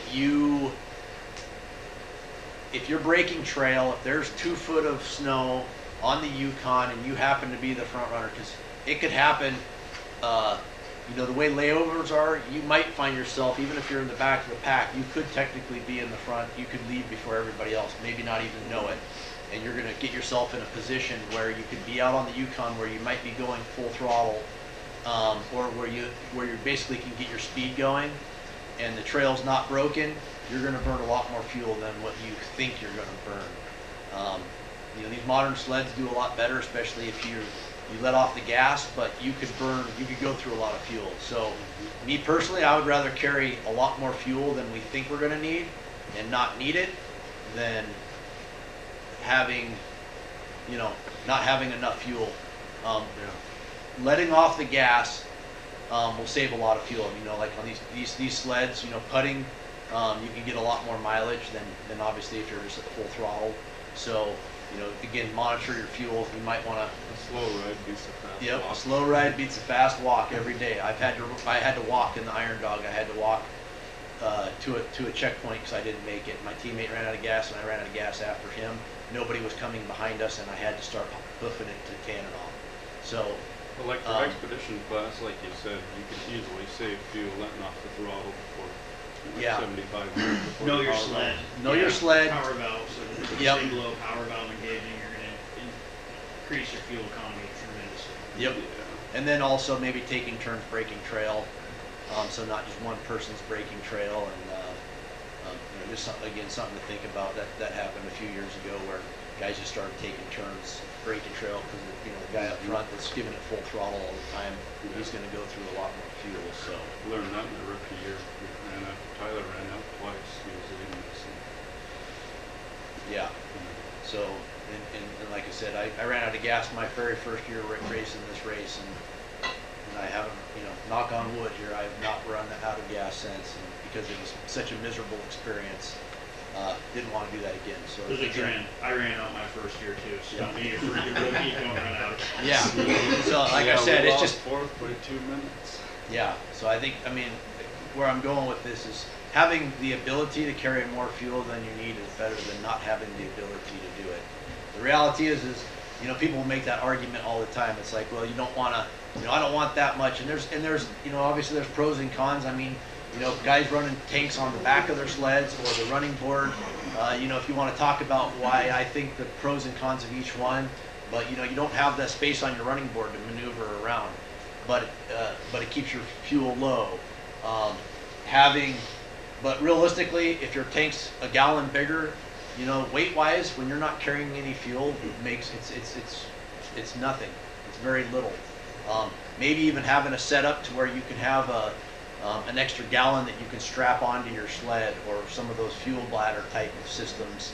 But just things to be thinking about, to where again, it doesn't take up much weight, but you have the ability to fuel it up if you need to. Yeah. Now our longest leg's about 100 miles, so typically 13, 14, 15 gallons I think we have on board, 15 or 16. Yeah. I would say that 15 is probably enough. But and again, depending on the scenario, if you're breaking trail and there's 2 foot of fresh snow, there's been quite a few years. Yeah, we'll burn every single bit of that. So again, there's a lot of guys will say, oh, we did just fine with just having 2 extra gallons. And it's like, yeah, well, you were really lucky that you were in the back. Yeah, and had typically a packed trail. Typically on most of these 2 strokes, full throttle in average conditions, we get like 7 miles per gallon. So factor that into obviously how much fuel you're taking. You're on a Skidoo. So I guess I'll introduce myself too. Yeah. My name's Tyler Packelstead. So if you guys have any of you guys are riding Skidoos, feel free to reach out to me. It's probably easiest on maybe Facebook or whatever, or through the office here. You get my number. If you guys have any questions, feel free to reach out. I can tell you guys, like Skidoos, we get great fuel mileage in medium like conditions. Yep. Run down the Yukon, we see 5 miles to go. So you will see. It's an incredible. The fuel consumption you'll see it throws a lot of people off in there's certain areas. That section of the Yukon. So Galena to Caltag, I would say 9 out of 10 of the people that ran out of fuel have ran out in that section. It's not that far. It's 80, depending on the year. I think it's right around 82 miles. 80. Which one? Real quick, Caltag. Galena. anybody don't want cheese? Yeah, 80, 85 miles. 80. Everybody good with cheese? Depending in on your where burger? the trail ends up being. But the snow, something about the snow, like it's granular, cold snow. There's a lot of drag on it. You're gonna be holding your sled wide open, whether you're in the trail class, the pro class, for most of all that, almost every year. It's like going down the Parks Highway, and a lot of people get deceived by it, and then they run out of fuel. Yep. A lot of pros do it. Brad So, will probably have. What happens too is on that Yukon, especially areas that aren't used very often, the first couple teams will break through essentially what's the crust, the hard packed, and it's basically bottomless snow. So even on years that's there's a trail put in, if you're 3rd, 4th, 5th, it's essentially like riding in powder. Sometimes. Yes, Normally and a again, trail in but front of you helps, but- between again, we're not running that now, but between Ruby and Tanana, even after the first couple teams, that trail would just get soft because it's not a regularly used trail. So, something to think about. Sometimes too, people will take shortcuts and you'll be running in softer snow than you want. We used to get that all the time, and not picking on people, but they would be like, well, we got the new Skidoos and they get 20 miles to the gallon. Well, this true, the sleds will get really good mileage when you're not actually using them. But I could tell you, riding side by side we get pretty close to the same mileage no matter what brand you're using. When you're full throttle, you're gonna just go through fuel. Yeah, they told So- us the mileage of a new 650 before we rode it. And I don't think we ever saw, Yeah. saw that. I mean, putting around definitely makes a big difference as opposed to, full throttle. Since we're getting ready to have lunch, has anybody got any, before the break, anybody got any questions about what we talked about? Questions before you go? So before lunch, sorry, we didn't do a very good job of introducing folks. Tyler Ackerstead, multiple time champion, and we have Zach Weiss here, he's one of the top riders in the Dutch race. And Jake also does timing for Iron Dog. Yeah, I do all the So- time in GPS support, so we'll chat about that after lunch. Yeah. So nothing else, you guys don't have any questions before we go? We were talking about the beta boots, you sort of those that got smaller feet, there's a guy in Savannah that's got several 8s and 9s and some 9 wides and it's sold at $50. Still have tags on it. $50 for the no trade. Yeah. We're Wow. Yeah, I've never seen them fish for sales over there. Pretty good. You know, the average, Yeah. you don't taste them, don't work. Is he? Okay. Well, I guess, I'm assuming we're gonna be ready to take a break.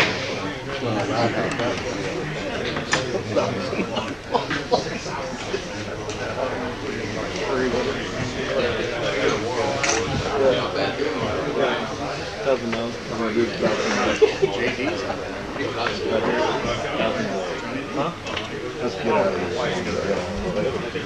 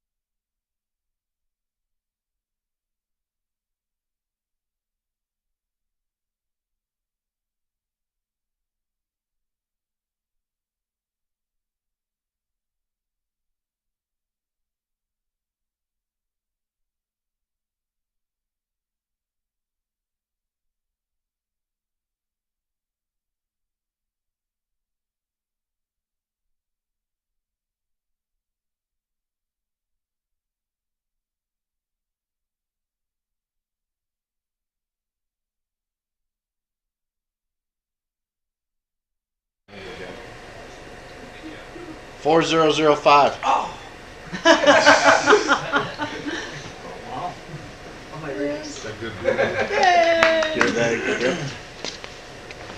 right, I'm just gonna take your info.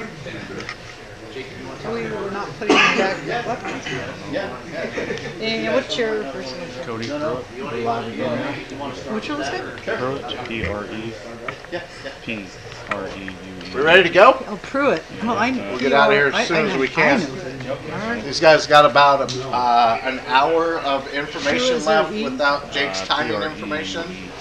So I would say if you have Okay, what's your questions, team number, answer them Cody? or ask them. Feel free to ask them. Yeah, be thinking about Questions. stuff, yeah. So that we can get them answered Okay. before you leave. I'll get the certificate to you. Right here. Sorry. Oh, you got it. I threw it away. Threw it away? Good. I don't know how many times I've written it down. Oh, yeah. Sorry. Congratulations.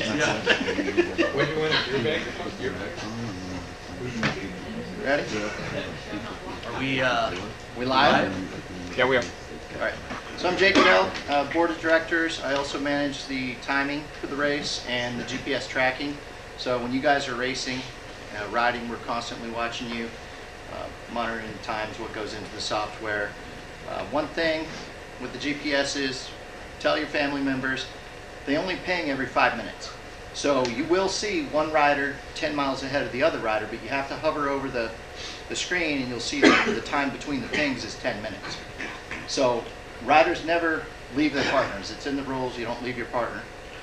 So tell your family that. They'll say, well, what's going on? This guy's way behind. No, they're always together. So There's been a few exceptions. Well, For the most part. trail divorce. There's been a couple trail divorces before guys just took off.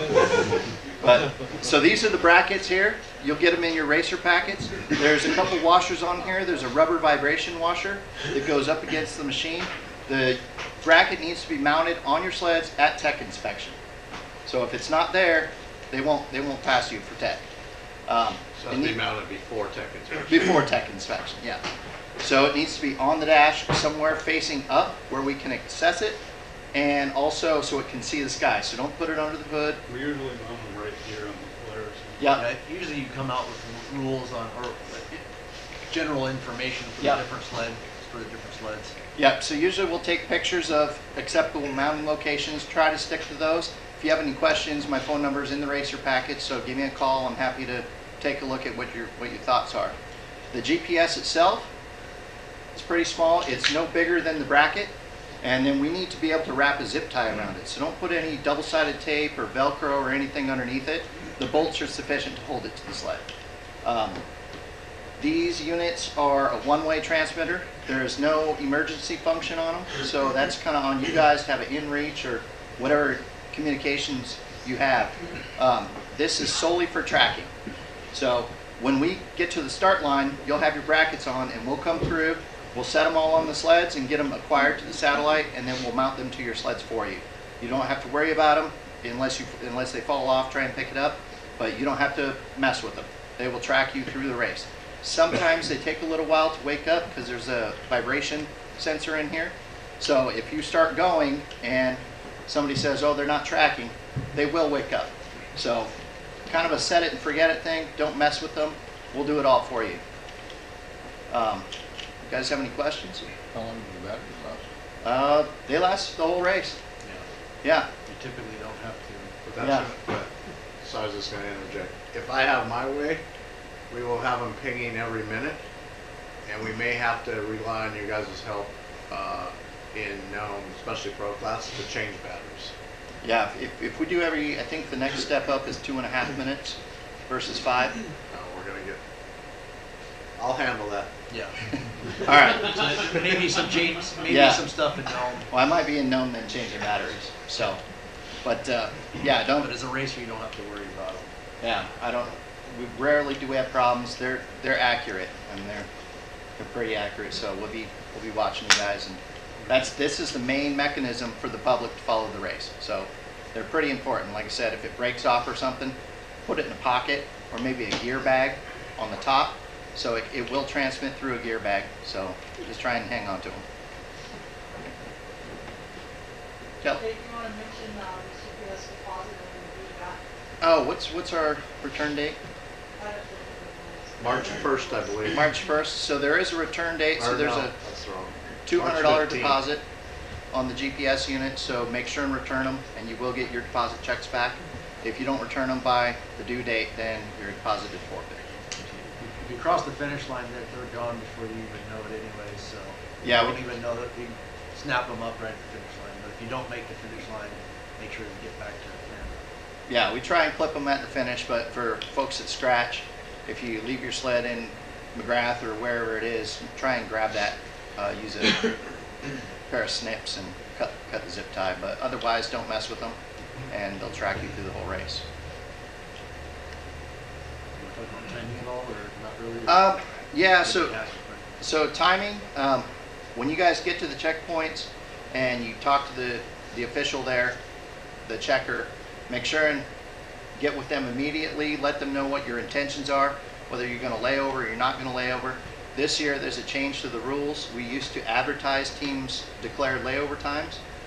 That's not something that we're going to disclose this year. So for these guys, it kind of plays into their strategy, because they'll come into a checkpoint and say, oh, well, so-and-so took a 10, we're gonna take a 9 and we wanna run with them. Well, this year, we're not gonna advertise that, but you do need to tell the checker, because HQ needs to know. So, and we need to know, so when we put you back on the clock, we have an accurate time to do that. What you will see on the timing page is when you go on layover, there will be a note that just says on layover, but we won't say how long. So then we'll put you back on the clock, and during the race, the clock is always running. So when you take your layover, your clock is running, so what you'll see on the timing page is 2 entries. You'll see a time in, time out, and then a layover adjustment. So say if you get into a checkpoint at noon and you want an 8-hour and you're off the clock, at 8 p.m. you go back on the clock, but your clock was still running. So we do a separate entry that gives you credit for that time that you spent on layover. So it's kind of confusing, but the clock doesn't stop until you get to know. So that's how the race works. So the clock is always running. So you always assume you're on the clock unless you declare a layover. Remember, you can't touch your sleds during a layover. You can't get anything off them. So when you get to a checkpoint, make sure and pull your stuff off immediately. Before you take your actual layover, make sure you grab everything. Yeah, off we the sled. usually just take our GPSs off and our day bags and Yeah.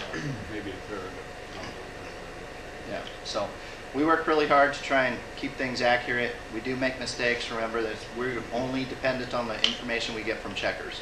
So sometimes, like Sellewick, we don't get any information from them. Some checkpoints, it'll take an hour for them to call the times in.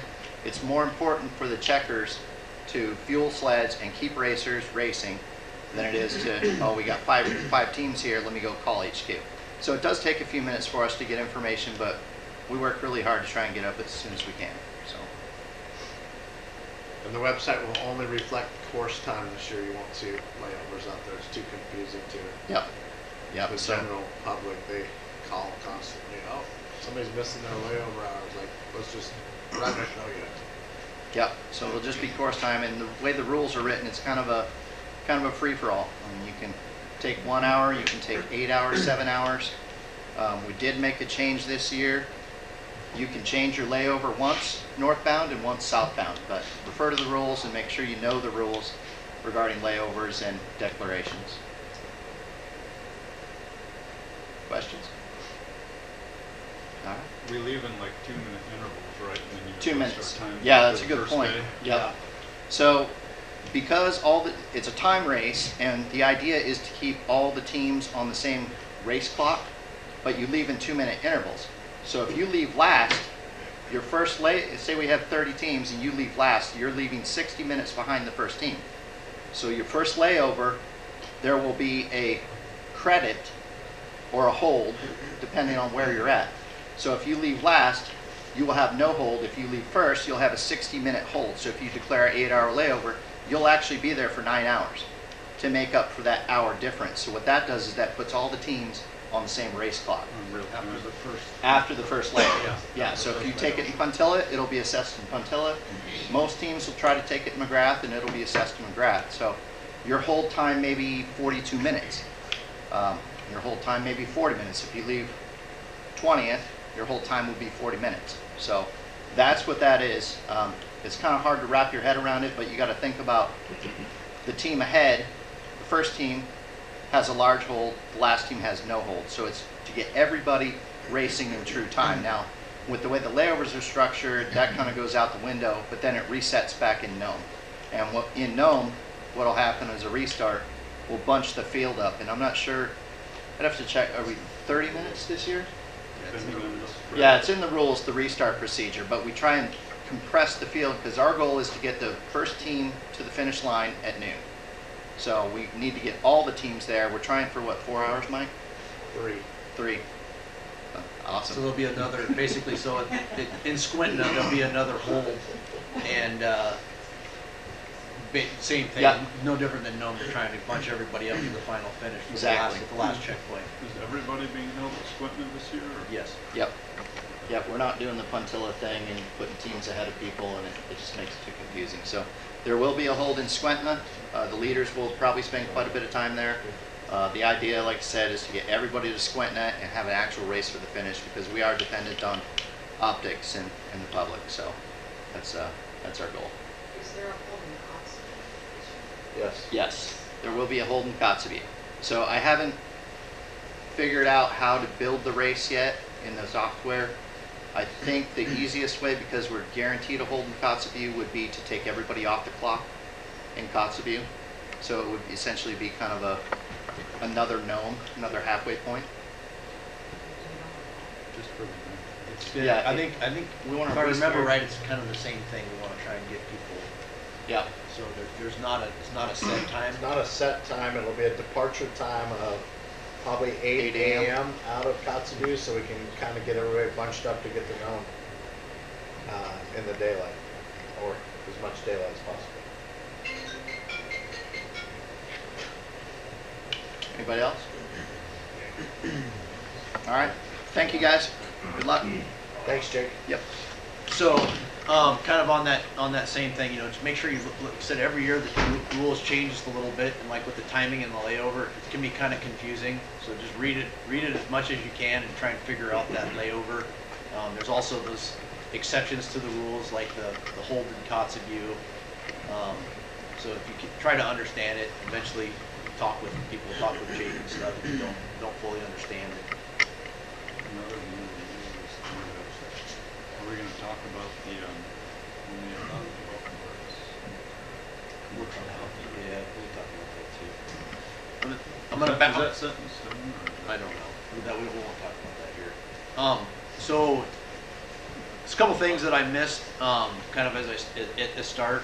One thing that that's really big here is, I love this race. I've been doing it a long time. The reason why I'm here is trying to get you guys to have a decent experience doing it. Just remember when you're out there that, not only are you representing yourself and your team, but you're also representing Iron Dog. So, try and be professional. There's no reason to be cussing people out. There's Iron Dog sponsors and people that are watching. So They're all volunteers. Yep, keep that in mind. I mean, checkers that are there, they're volunteers. They're not on a payroll. They're not there to poke your eye out or do something mean to you. They're there just to help out. And so cussing out a checker or anything like that, it's not gonna do any good. So if you have any problems at all, the thing I would recommend is first thing is calling the race marshal and talking with the race marshal if you see something that you didn't like or whatever. But yes, keep it professional. We want to keep this race alive. Keep the checkers wanting to come back and help out. So treat them with respect and be kind to them. Make them want to come back too. Something different I'm doing this year, the race marshals will be Tyson Johnson, Kurt Schmidt, and Stan Brown. And each of them will have a GCI phone this year. So those numbers will all be in your race packet. So you'll have their contact info when you get your race packets. Yeah, so you guys will have access to be able to talk to them if there's any issues. The time issue, Jake's pretty good. Yeah. You can see your pings of the GPS when you're actually at the checkpoint, and it's as accurate as you can be within a minute. And so you'll be able to time adjust later at your next leg all on social media too. People Yeah. taking videos, so you know what they're Yeah, doing. and I mean that's a good point too. At the same time too is that's that's another reason why to present yourself professionally. You can be there's been video in the middle of the trail, out in the middle of nowhere, where people have posted, guys cussing other people out and all different kinds of stuff. So I mean it's crazy. Cameras are everywhere. So just act like you're being watched the whole time, and like I said, represent yourself that way. Going back to training a little bit, we kind of talked about riding is really probably the best way. I mean, obviously you want to hit the gym, you want to be in good shape. Talking about like how long of a ride you want to do. I mean, there's definitely pros and cons to doing long rides. I mean, you can, guys these days. I mean, when I first started, going to Squintna and Finger Lake was a long ride. That's as far as everybody would go. Now it's Puntilla and McGrath, and that's pretty normal. But along with that, you also got to keep in mind, I have been in the situation where you break down when you're out there. I mean, it's great putting on training miles and getting further out there, but when you've got to also think of the consequences that the lack of people, resources, help out there. During the Iron Drug, there's a bunch of people out there. When you're out there by yourself training, there's no one that's coming to get you that day. If you go in the water, if your machine breaks down, it also can cause a lot of issues. But again, just something to be thinking about. That just because some guys are doing that doesn't mean it's necessarily right for you to do that. Yeah, once you get up north of Randy Pass there, you're in no man's land. I mean, it's hard to get parts and stuff out there, so keep that in mind. Yeah, and even in Rainy Pass is very limited. I mean, they've got a couple of Bravos up there. It's not like you're going to steal any parts off of any sleds up there.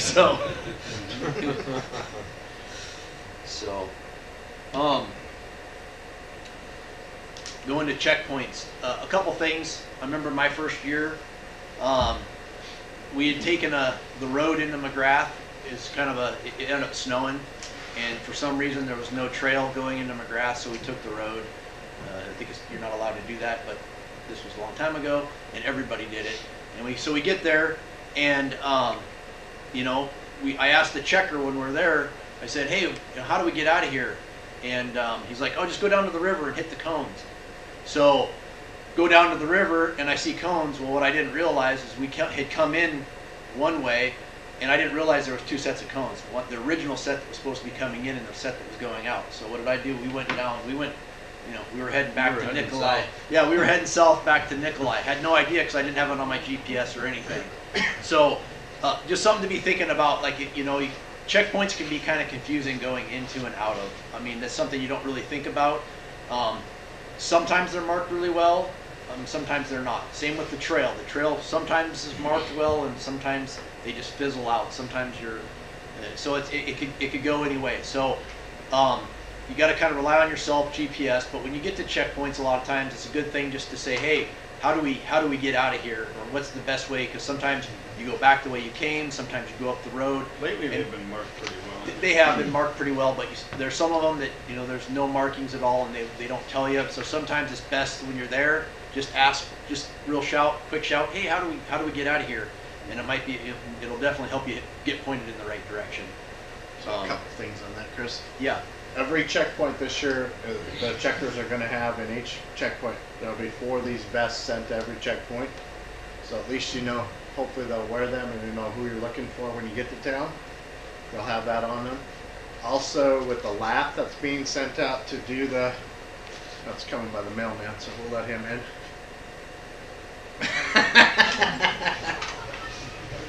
Merry Christmas. The lath, you think of little things that don't mean anything, right?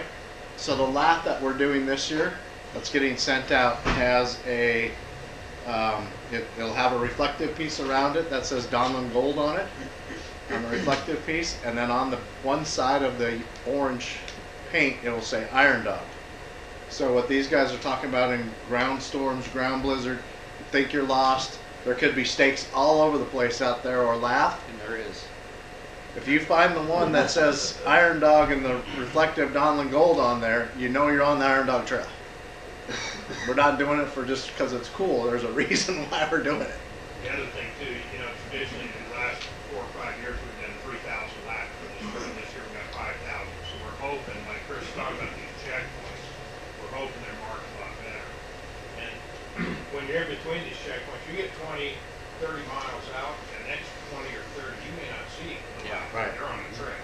Then all of a sudden, here's more laps, you know, Yeah. you're getting close. At the same time, don't expect any lap. At the same time, Yeah. don't expect any. Sometimes they get run over or just not put. And like Doug's saying, a lot of times they are pretty well in and out of the village, but then the further they get away, the further they're spaced out, or again, non-existent. So Yeah, one year That's we pretty had typical. white trail stakes between Korea and Buckland. yeah. Trail stakes. Do you run into a lot of locals on these trails? or- So typically, again, that's Yeah. talking about going in and out of checkpoints. I mean, we definitely see people. Obviously, the weather has a lot to do with it. If it's super cold out, you don't see anybody. If it's nice out, you see more people. But again, going in and out of checkpoints, and we want to be professional. Speed, there's not going to be any speeding. You don't need to. We're not racing in the checkpoint. That's not a place to. Especially if a team comes up on you, once you actually get into a town, or village, we're not racing. You're not, even though you're on the clock, don't be going 100 mile an hour on the road to get to the gas pump. So, No passing 100 yards from the gas pump. yeah, exactly. But yeah, but we do see people, so I mean, always be aware. I mean, we're using the same trail as everybody else, so you got to be aware that these are multi-use, used by everybody trails, so keep that in mind. Most of them are up to watch the race anyway, so Yeah. they'll be expecting you coming in. More racing. Yeah. And you get pretty bummed out when you're beaten. That's happened a lot. They're fresh. Exactly. They've been practicing that 1 mile straight. Yeah, that happens quite a bit. So just like I said, when you're going into a checkpoint, it's not the place to speed. Checkpoints and layovers, something that you want to do is you want to have, you kind of want to have a general plan in Iron Dog about like where you want to stay. Something to think about if you haven't already made reservations in villages and or towns, you might want to do that now. It's never too early to be getting things ready. You want to again have plans, but also be very fluid on where you end up staying or where you go, because sometimes things can change a lot.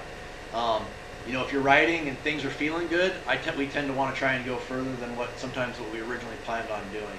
The further you go, it makes that next day that much easier. Yeah, so I mean, if it's the sun's out and you're feeling good, even though you thought you were going to lay over in this spot, there's really no reason to stop. I mean, if your sled's running good, you're feeling good, the sun's out, go to the next checkpoint, see how you feel for the next one. You might even keep going.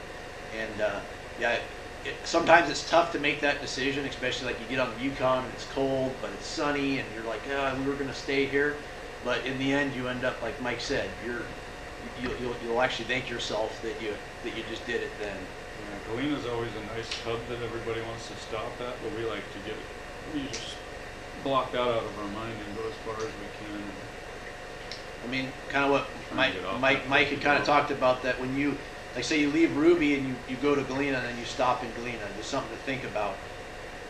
Galena is very, very cold. So when you start the next morning or the next day and your sled's been sitting out there and it's 30, 40 below, that's where you're starting from. And then you're going to get right on the river and start going full throttle. Say you go to Caltag, for instance, and you start up in Caltag, it's going to be just as cold, just as miserable. The difference is when you leave Caltag, it's slow going out of Caltag. You're in single track. You can take off. You don't get cold. You don't get cold. You'd be thinking about that when you're thinking about where to lay over or where you might want to lay over. And at the same time, also don't beat yourself up because you laid over someplace you didn't want to, because it's going to happen. It just is going to happen. I mean, weather could come in. You can't see anything.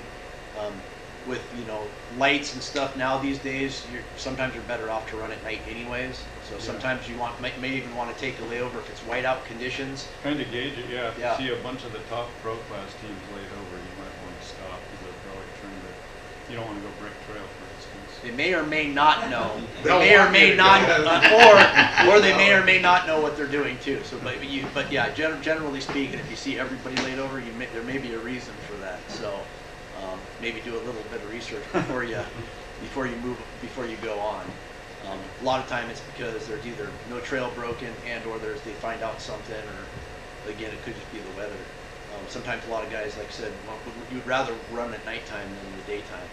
And again, that might be different than what your original strategy was, especially on the coast. The coast is a totally different animal than,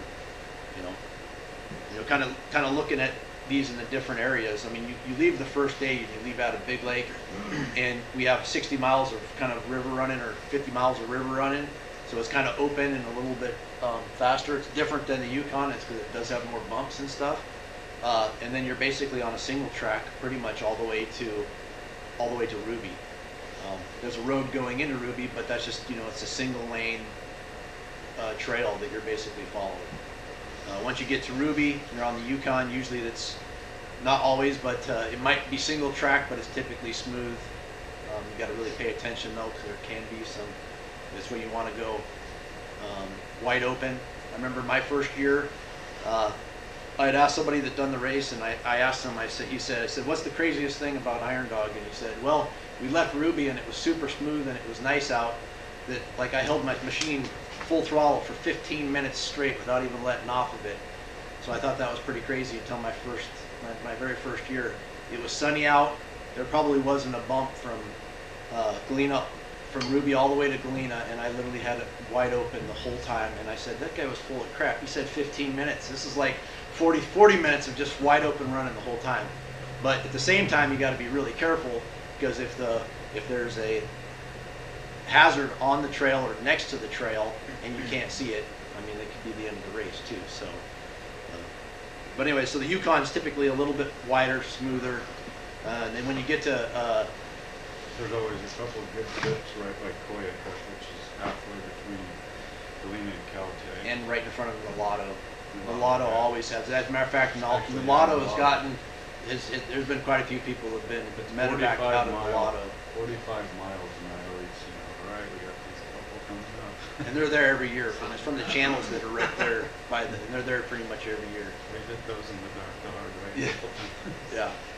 Yeah. Once you get to Caltag, again, it's single track for about 40-50 miles, I think, and then it starts kind of opening up as you get into Unoclete. Another thing that's also a lot of people don't realize, or weird, that's kind of weird, is you think of a snow machine or a snowmobile, and snow's part of the title, but on the race course when you come into Unoclete, there's very rarely do you see snow. Really There's no icy snow. conditions.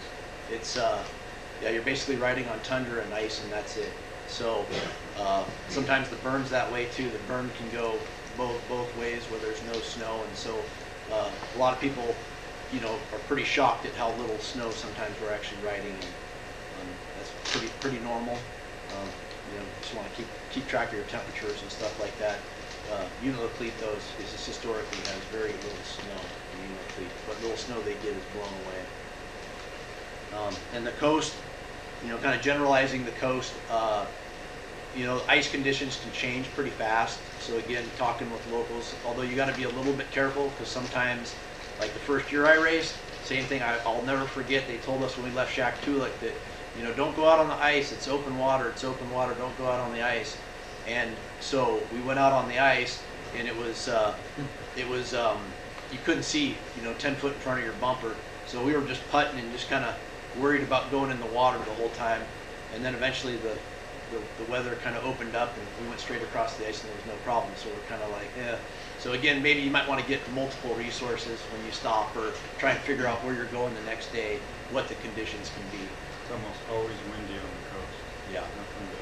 No trees, nothing to hide. And historically, there's usually not a lot of snow up there either. There's not an abundant amount of snow. And if there is, it means that it's probably going to be drifty and choppy, and actually you almost in some ways don't want a bunch of snow unless it's fresh.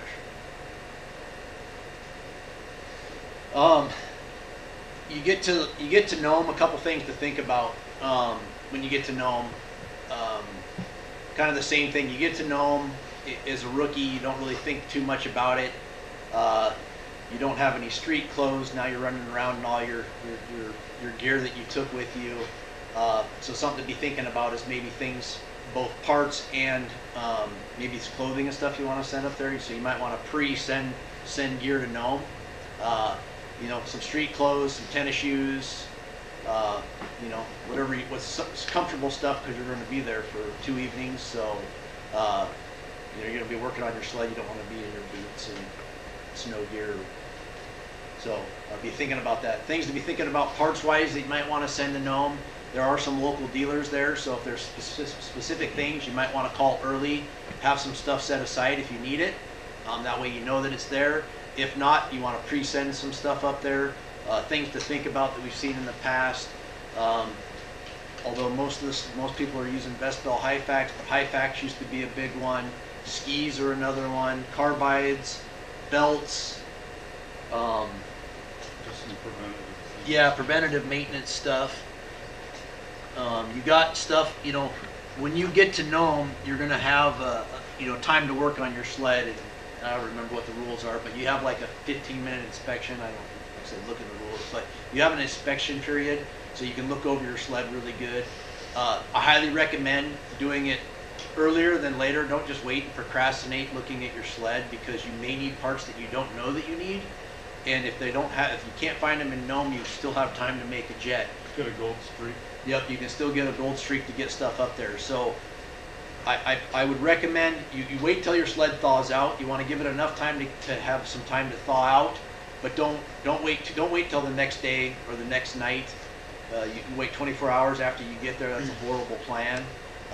Like I said, if you find something that you actually need and you realize that you can't get it, then so inspect early on so you know what you need. Be ready. The inspection's off the clock anyways, so you just, you know, go get some street clothes on, take a break, let your sled thaw out, go over there, go to the shop, get it. Get off your sled, stretch your back. Yeah. And then you can actually check out your sled and kind of start making your list of what you might need. And then you can start trying to see if you can find it if you don't have it. And other racers might have it too, but like I said, the sooner you do that, the sooner you're off.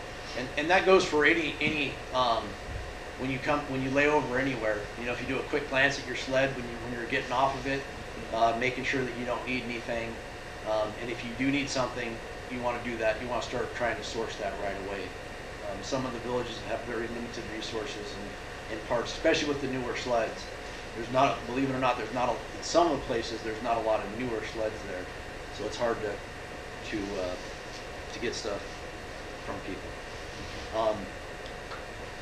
With that, you know, you can also send parts to other checkpoints. You know, some major hubs like Galena, McGrath, Kotzebue. You know, might be a place again that you might want to send some parts and pieces that you can have there.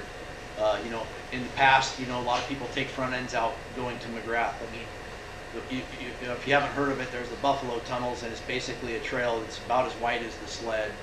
And you know, you end up picking up the pace, and next thing you know, you're doing 70, 80 mile an hour. And it's usually not the first tree you hit, it's the second tree, because you bounce off the first one into the other side, and you'll take out the front end pretty easy. Just a good idea on the first day, just to tailor back a little bit and make it to McGrath safe. Yeah, it's way easier to just slow down a little bit. So Mike was put down the subject of parts. Is there a average amount of money, cash people should carry on? Yep. So that was on my list here. We got that's fine. That's fine. We'll talk about it right now. So Good yeah. answer, So Mike. yeah, exactly. I go by Mike. We take cash with us. I mean, for multiple things. My favorite part of the whole race is actually staying in a village, and the people there are Iron Dog is very well perceived in every village that you go to. We're very well liked. They love us when we go there. We want to keep it that way. So keep that in mind. So when you stay someplace, you want to have some cash. A lot of people won't even accept money when you stay. Like a lot of times when you go there, if it's a place that doesn't have a hotel or bed and breakfast or whatever, you're going to just stay with the family. And I mean, they basically give you their beds to sleep in and make food for you and stuff like that. and sometimes they ask for money, but lots of times they don't. We still end up leaving money, whether it's $100 or $200 or whatever. We'll leave when we leave there, so that they can replenish their food and from them being, welcome to us. Also, if you need to buy parts, you want to have some cash with you. You want to have some trading stock for if you need some parts in a checkpoint. You lay over and you need to get some parts. There's a possibility that someone has a sled like yours, and you might need to rob some parts off it. So, having some money with you, so that you can buy it from them, and whether you make a deal with repairing, sending them up parts or whatnot, but it's still, give them money to get the parts from them or buy them outright from them. Either way. But definitely carry some cash with you when you go on the trip. Hey, Chris? Yep. How often have you stayed at somebody's place and offered them cash and had them not take it? Quite often. It's a little bit less. That used to be customary. I would say 90% of the time they didn't want any money. Now it's kind of started to flip the other way. More often than they'll say that they want money, but still there's a lot of people that will still say they don't want any money. And we usually just set it on the table or tuck it under the. Stick it under a coffee cup. Yep, stick it under something as we're walking out the door. So just to give them something. One interjection on Nome. Every team arriving in Nome will go down Front Street, and the expedition sleds will. Once you cross the arch in Nome, you'll make a right-hand turn and go. Correct me. 1 block or 2 blocks to St. Joe's. To the church. Yeah, from Subway or? Is it 2 blocks? About 2 blocks. Yeah. 2 blocks. All the expedition sleds are going to get parked at the church.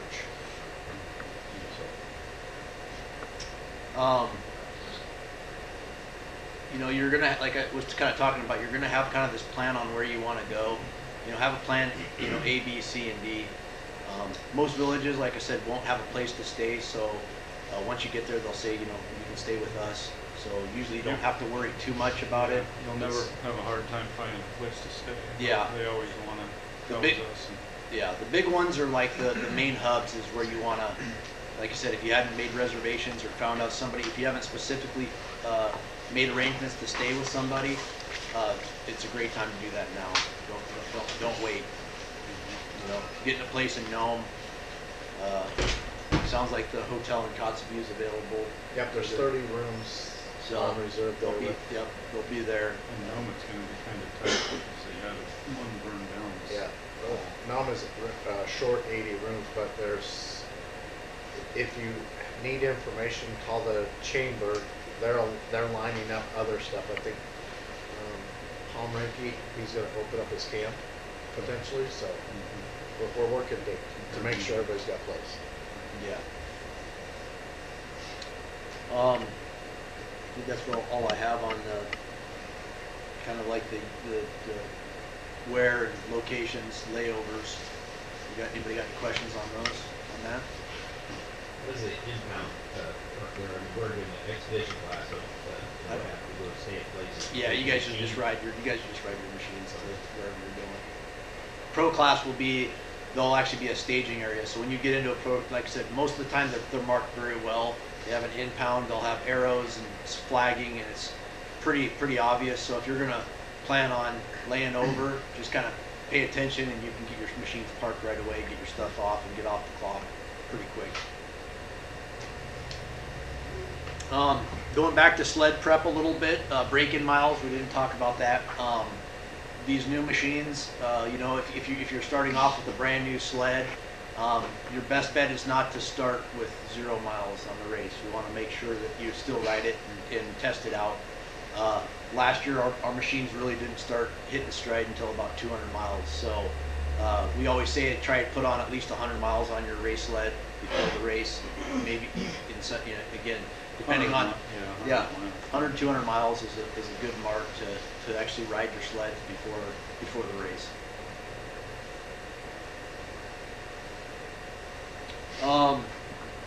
Talking about, he kind of hit a little bit with the helmet lights. Lead dog helmet light has a brake light built in, so if you use one, if you break your tail light, it's acceptable as an actual tail light. But if you break your tail light, if someone runs into you or you do something with it, it needs to be fixed before you move on. Another big thing that sticks out to me is we have these little helmet lights that we put on the sides of our helmet and Velcro them on. Super helpful for fueling at stops and everything. And then I carry a little headlight in my pocket in case we have to do any work off our layover or whatever. Yeah. Keep it right there in the pocket. Having some, yeah. And or having some sort of a headlamp so that if you need to work on your sled, you don't have to hold a flashlight the whole time. Auxiliary lights, most people are running auxiliary lights now. There's a bunch of different manufacturers, a bunch of different ways to do it. One thing that I definitely highly recommend is make sure that you're not overloading your machine. Don't run more lights than your machine can handle. You can find out what your stator capacity is and how much your machine how much your actual output is, so you can kind of get an idea. I definitely wouldn't do more than that. We run a battery just as a kind of a cushion between our sled and instead of just running directly off of the stator on our sleds. So again, if you're riding Polaris, you can come talk to us how we do that. But definitely don't overlight, I guess is where I'm going. I've seen some people that have burned stuff up, and it's not good for the sleds to be running more than what the sleds can handle. Something that's really taken place over the last few years that we didn't have before is communications between riders. We use rugged radios, but we have helmet comms in our sleds. We actually keep the radios on our sleds and we plug them in. We use even battery eliminators, so we don't have batteries on them. They just come on when our sled's running. But it's once we started using them, we were trying to figure out how we actually ran the race without them. It just makes it so much easier with not having to look behind. I have a really bad habit if I'm in front and I look behind, I go off the trail every single time. So it's nice to have that communication and know that. Game changer. Yeah, it's a game changer. Going back to stuff to carry, like stuff to be able to make little field repairs. In the race, you're essentially you're going to have a problem in the race. Whether it's a mechanical, you hit a tree, something happened with your sled. More than likely, that's going to happen. You want to have parts and things to be able to either band-aid or fix them. The last couple of years, we've actually been carrying A-arms on our sleds just because like I said, 2 years ago, we knew we didn't have any planes, and so we just decided to carry them with us. Things to be able to make in field repairs, to be able to patch a heat exchanger or coolant, whether it's a little roofing screw, radiator repair, bypass. On some, like our old sleds, we used to actually be able to bypass a cooler. Having that stuff available to do it. Yeah, those roofing screws work good for little stud punctures. Yeah. Screw it right in there. It's got the seal on it. Yep. I've never done it, but Chris has done it. Yep, we've done it. I carry a couple different sizes so that you can basically screw it right into your cooler.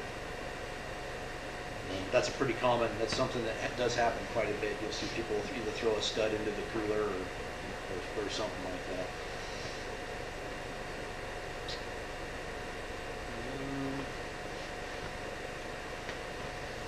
So a couple things, at the end of the day, you guys are a team. You're racing as a team.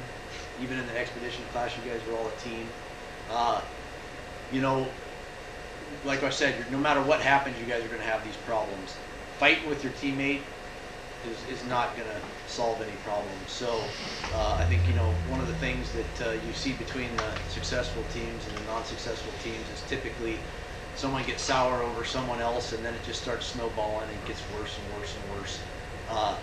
The reality is we're all human. We're all going to make mistakes. If I hit a tree, Mike might be mad at me, but at the end of the day, we're just working, trying to solve the problem instead of worrying about what somebody did wrong. We just try and fix it and move on. You see a lot of changes in teammates and stuff, and that's a lot of it is they don't get along, and like I said, they resent the other person because they made a bunch of mistakes. Well, again, out on the race trail, that's not going to help you at all. Yeah, at the end of the day, we got one common goal to finish everything. Yep. And so built that chemistry. We're pretty much married at this point. Yeah. People say all the time that we're always yelling at each other at the checkpoints and stuff, and that's pretty true, but we call it communicating, not yelling. So I would say Mike's gotten better. Yeah, Mike has gotten better, yeah.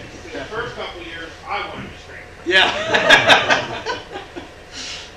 But it is exaggerated a little bit. I mean, both of us wear earplugs, so when we are yelling at each other, whether intentionally or not. And then sometimes on top of that, we're yelling. We really are yelling on top of having, so it's really loud. So, with that same thing is, like I said, you have to have realistic expectations in this race. In my opinion, as a rookie, to think that you're going to go out there and win, I'm not saying that it can't happen, because it can happen, but at the same time, you need to be realistic on your expectation and set a goal. In this race, in my opinion, you shouldn't even be worried about what anybody else is doing in this race. In my opinion, the race is your race and only your race. Don't worry about anybody else. You want to, focus and have a plan and how you guys are going to ride.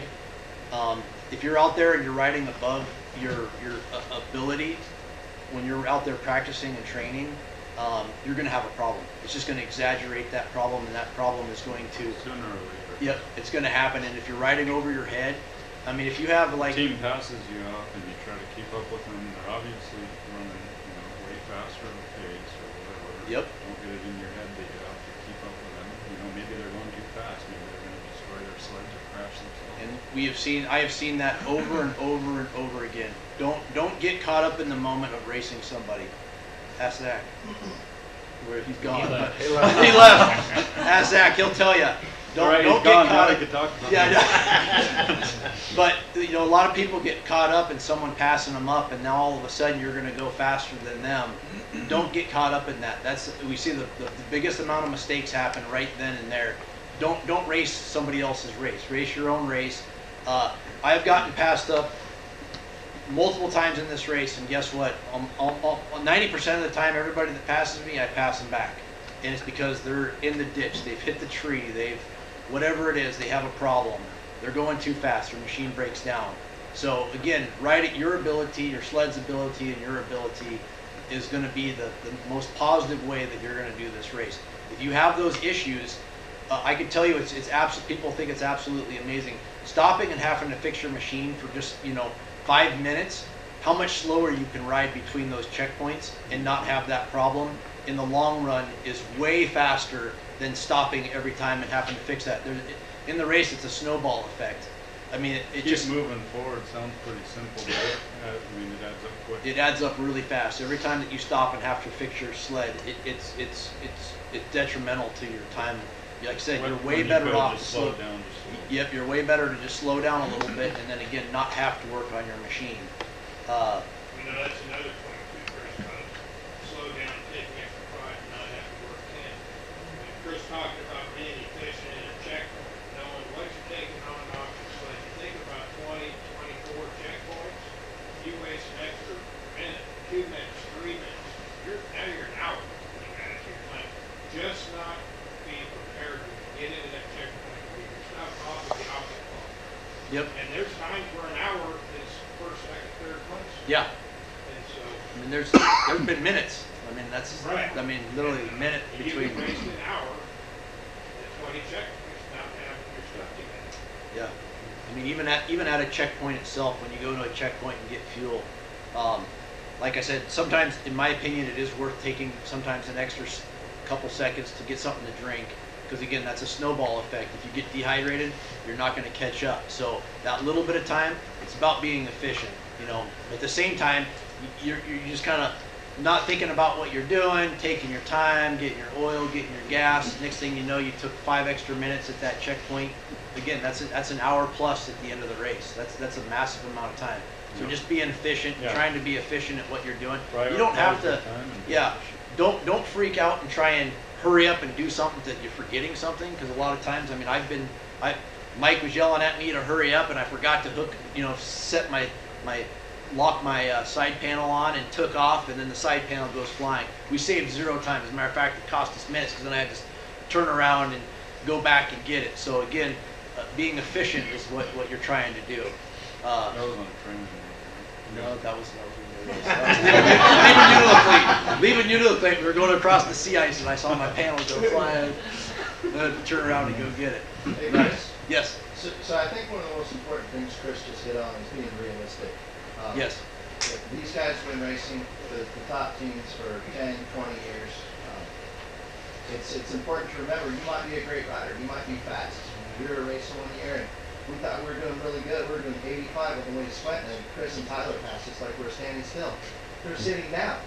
And at that point you kind of realize you got to take a step back. As a rookie, I think the goal should be to finish. Yes. That's the goal.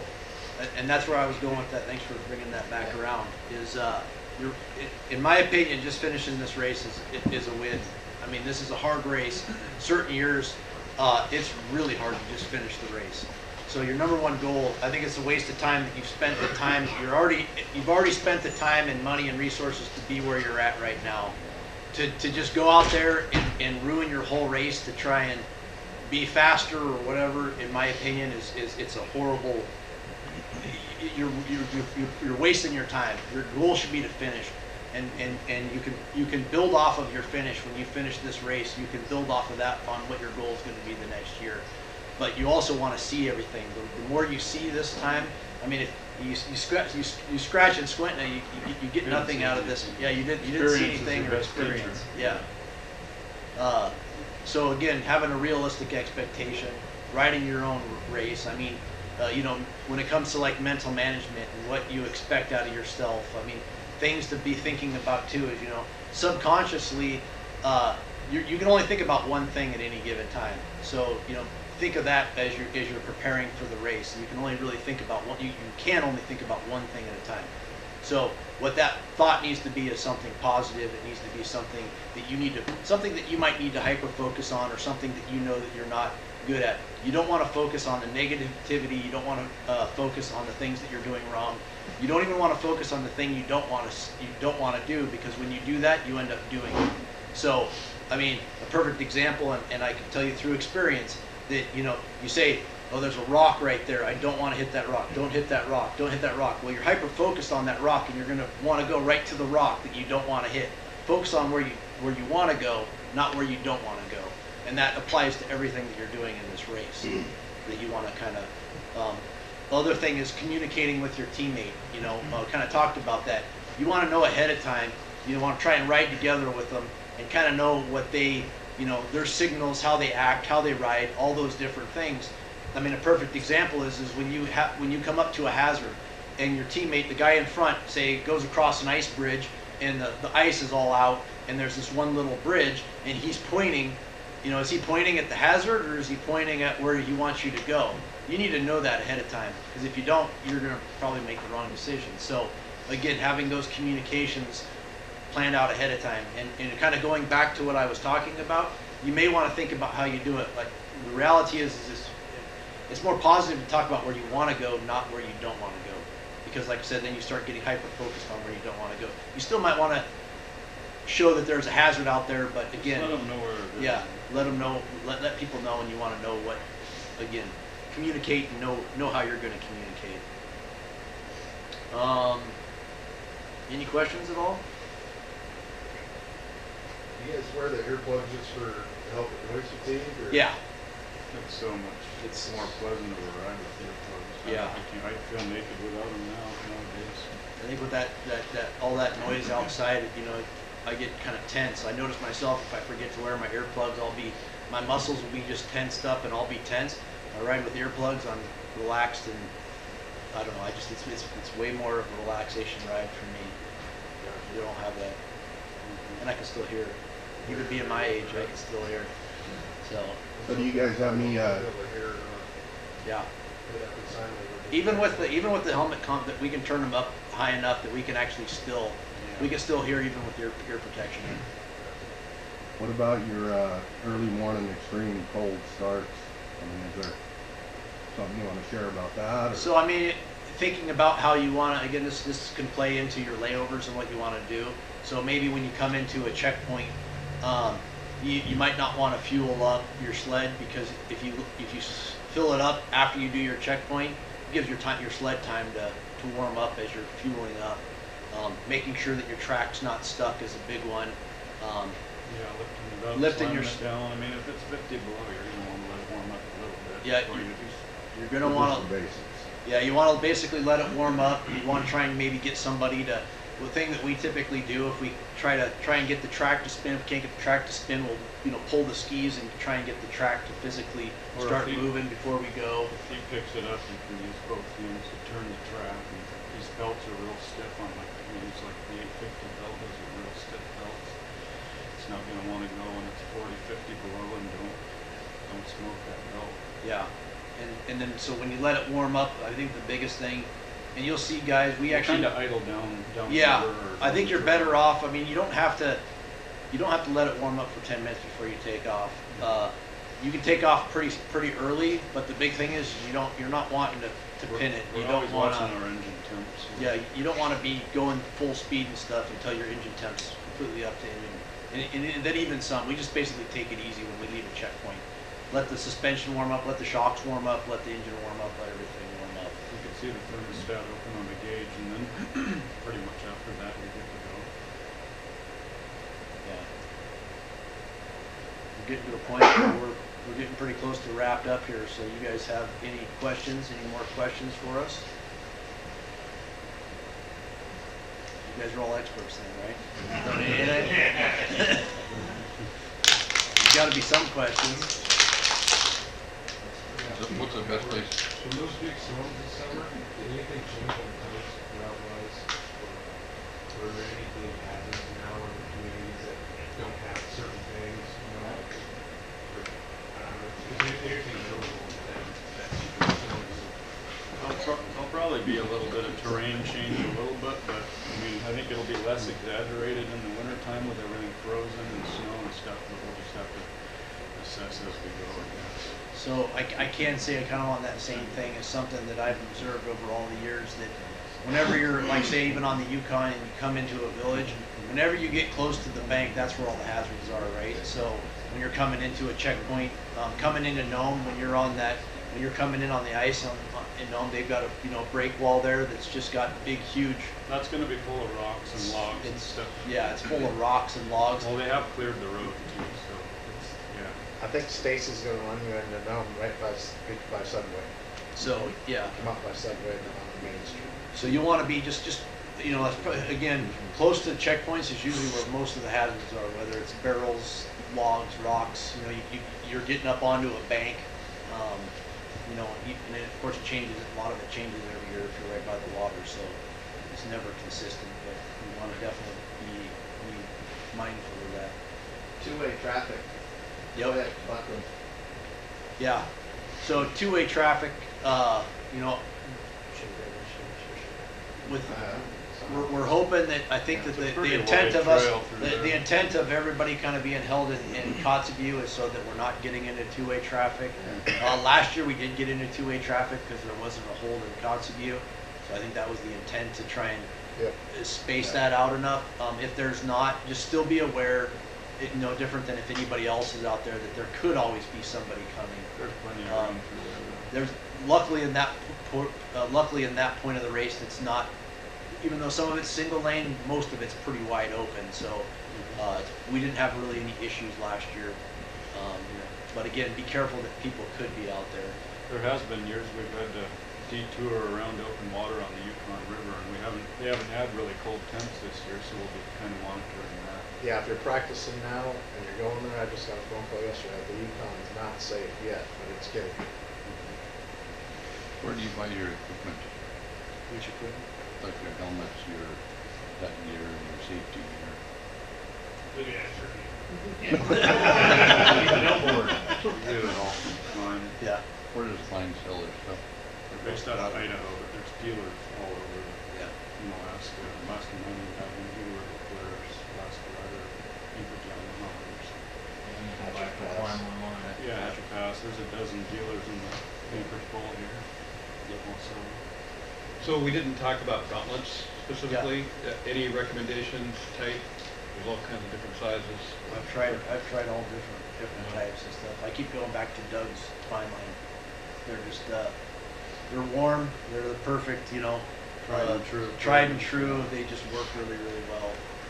They still have enough. They have enough room, but not so much room that You know, the goal is just not get air in your hands. I had I frostbit my finger in 2013 really, really bad. And it was all because I broke my windshield and I had my finger out, and even with a thin glove like this, and then because the gauntlet was going against the brake, I had to push the gauntlet out, and it frostbit my finger. So my hands get cold really, really easy, and I pretty much ride with gauntlets 100% of the time. Mike barely wears gauntlets, but he's a lot better circulation than me. But again, it's something you want to just keep trying. I like them for multiple reasons. Not only do I like them because I get used to putting my hands in and out of them, and if you're not used to it, you need to get used to doing that. Also, they keep my hands dry, so if it's kind of rain or slightly rain, you want to have dry hands, and that just is another layer of protection on your hands. It's not exposed to the elements, even when it's kind of warmer. But you don't want to be too hot. So I prefer kind of a mid-weight glove with gauntlets all the time, and I can go really well. Something else too is, like we were talking about breaking down and stuff. Gauntlets, we have used gauntlets as basically big mittens. Put your hand, take the gauntlets off the machines, put them on your hands, use them as an extra layer of protection if you're going to be out in the woods for a while. And when you're towing, gauntlets are pretty much a must. Yeah. What's the name of the brand that you were talking about? Fine Line Interiors. Doug Dixon over there makes them. And I think he'll have some ready here. Any day now. Any day now. He'll have some. Any day now. He'll have some available. Yeah, we are making them. Yeah. Shops right down off King Street over here. Yeah. And he's the one that makes all of the bags. He carries, some like tool bags and stuff like that. Just not to, these tool bags are all Fine Line. He makes different sizes. So, something to think about too, like with tools and stuff that. I didn't cover this, but there was one year where we carried like a tool caddy above the clutch, and the tool caddy came apart and all the tools came out of it, and it went right into my clutch and took out the spider of the clutch. So I don't like having any bags anywhere near the clutch and on that side. If you're gonna put any bags like on your belly pan, make sure it's on the exhaust side, and then make sure it doesn't get melted. Not too close. Yeah, not too close to the exhaust. But I personally wouldn't put any. I mean, people do it. I don't. The other thing too is what makes a huge difference too is double bagging stuff too, so that you have a bag within a bag, just like this. You can see my inner bag, you got holes worn through it, but the outer bag does not. And this is the same bag because it wore through it, but because I had extra protection, it has a place to slide and not wear a hole through. Eventually it will, but just something to think about. Any other questions? There's got to be another question. One that I noticed last year was a random collection of people in some off-the-wall spot. There's usually a pool hazard there. Oh yeah. They like to wave to you, and then you wave back right as you hit something, and then you're upside down. And that's On the first day when you're going to Squintina, if there's a group of people on the river, I highly recommend slowing down. They're there to watch something happen. Yeah, nobody sits where you go by. Yeah, no one sits just where it's smooth and fast. I'm gonna sit right here. Yeah. So what's the scratch process if you were to scratch in the expedition class? I mean, is it one guy, one out? Get your own Scratch in the flight home? expedition class, just that only person has to go out. The rest can go on with. And then you're just responsible for getting yourself home, or what? Yep. As a flight. Okay. Yep.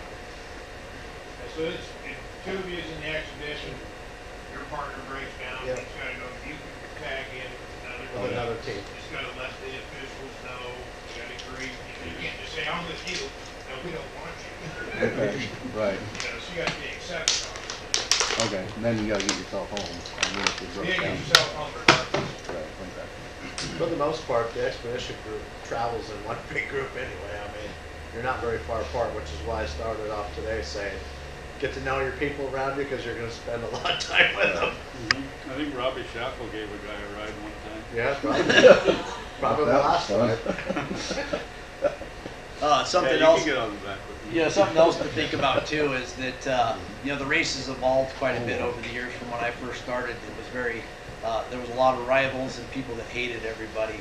Nowadays it seems like even in the pro class, most of the people get along pretty well.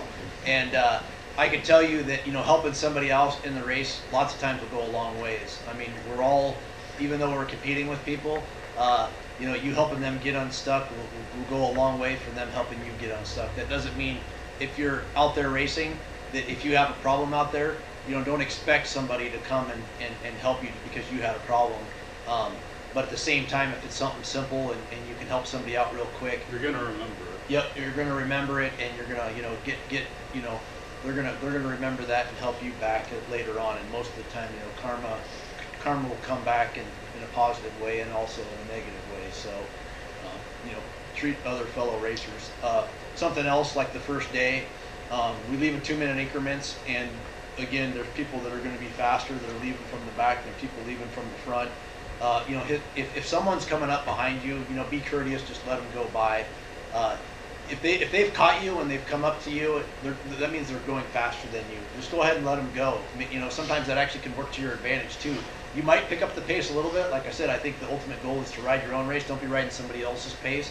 But they can also, you know, they're out there taking the bomb holes, and you can watch them do that, and you can, you know, learn from them too, and let them kind of be the crash test dummies for you, and just tuck in behind them and follow them if you can.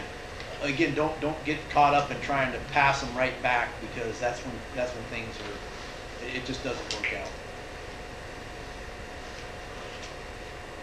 Anything else? Any other questions? Again, if you guys are riding a Polaris, you know, I'm happy to answer any questions when it comes to the machine. If you're not riding a Polaris, when it comes to the race and, you know, questions or whatever, I'm available anytime to talk. I love talking Iron Dog, so, you know, you can get a hold of me anytime, and, you know, be happy to help out where I can. Yeah, you can reach out to us on our social media pages or. Yeah, I think I don't know if you guys have my email or phone available. I don't mind if it's given out. You know, call Iron Dog office if you don't have it, or, you know, you want it, come see me. So I don't mind helping out. Is that it? No questions? No other questions. You guys are experts, pros. Thank you, guys. Appreciate it. Thank you. Give these guys a round of Yeah. applause.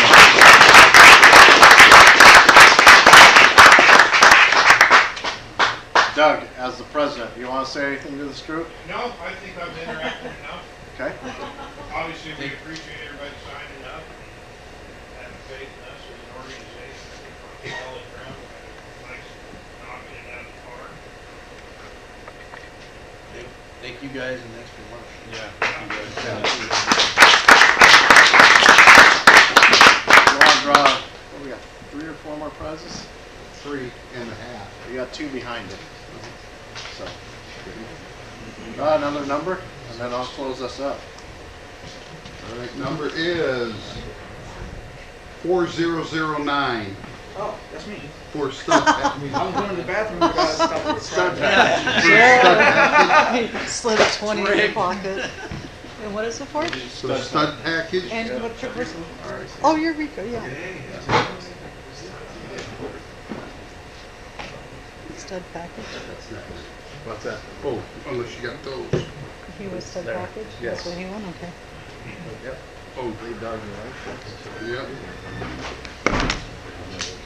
This is the lead I dog. guess one thing though, Chris, we just talked about, if you guys are wanting any gauntlets, these little tool bags, any gear bags and fine line offers, I get your order in by the first. This is the lead, right? Lead dog. He's gone. Okay. Oh. That's right. Don't go He's sit in talking. the chair first. He's talking. Just one second. Okay, Lead dog helmet light. Go ahead with the number. it's, last four, 3994. 994. 3994. 3994. There we are. All right. Good job. The next one. Oh, we got 2 cooler bags.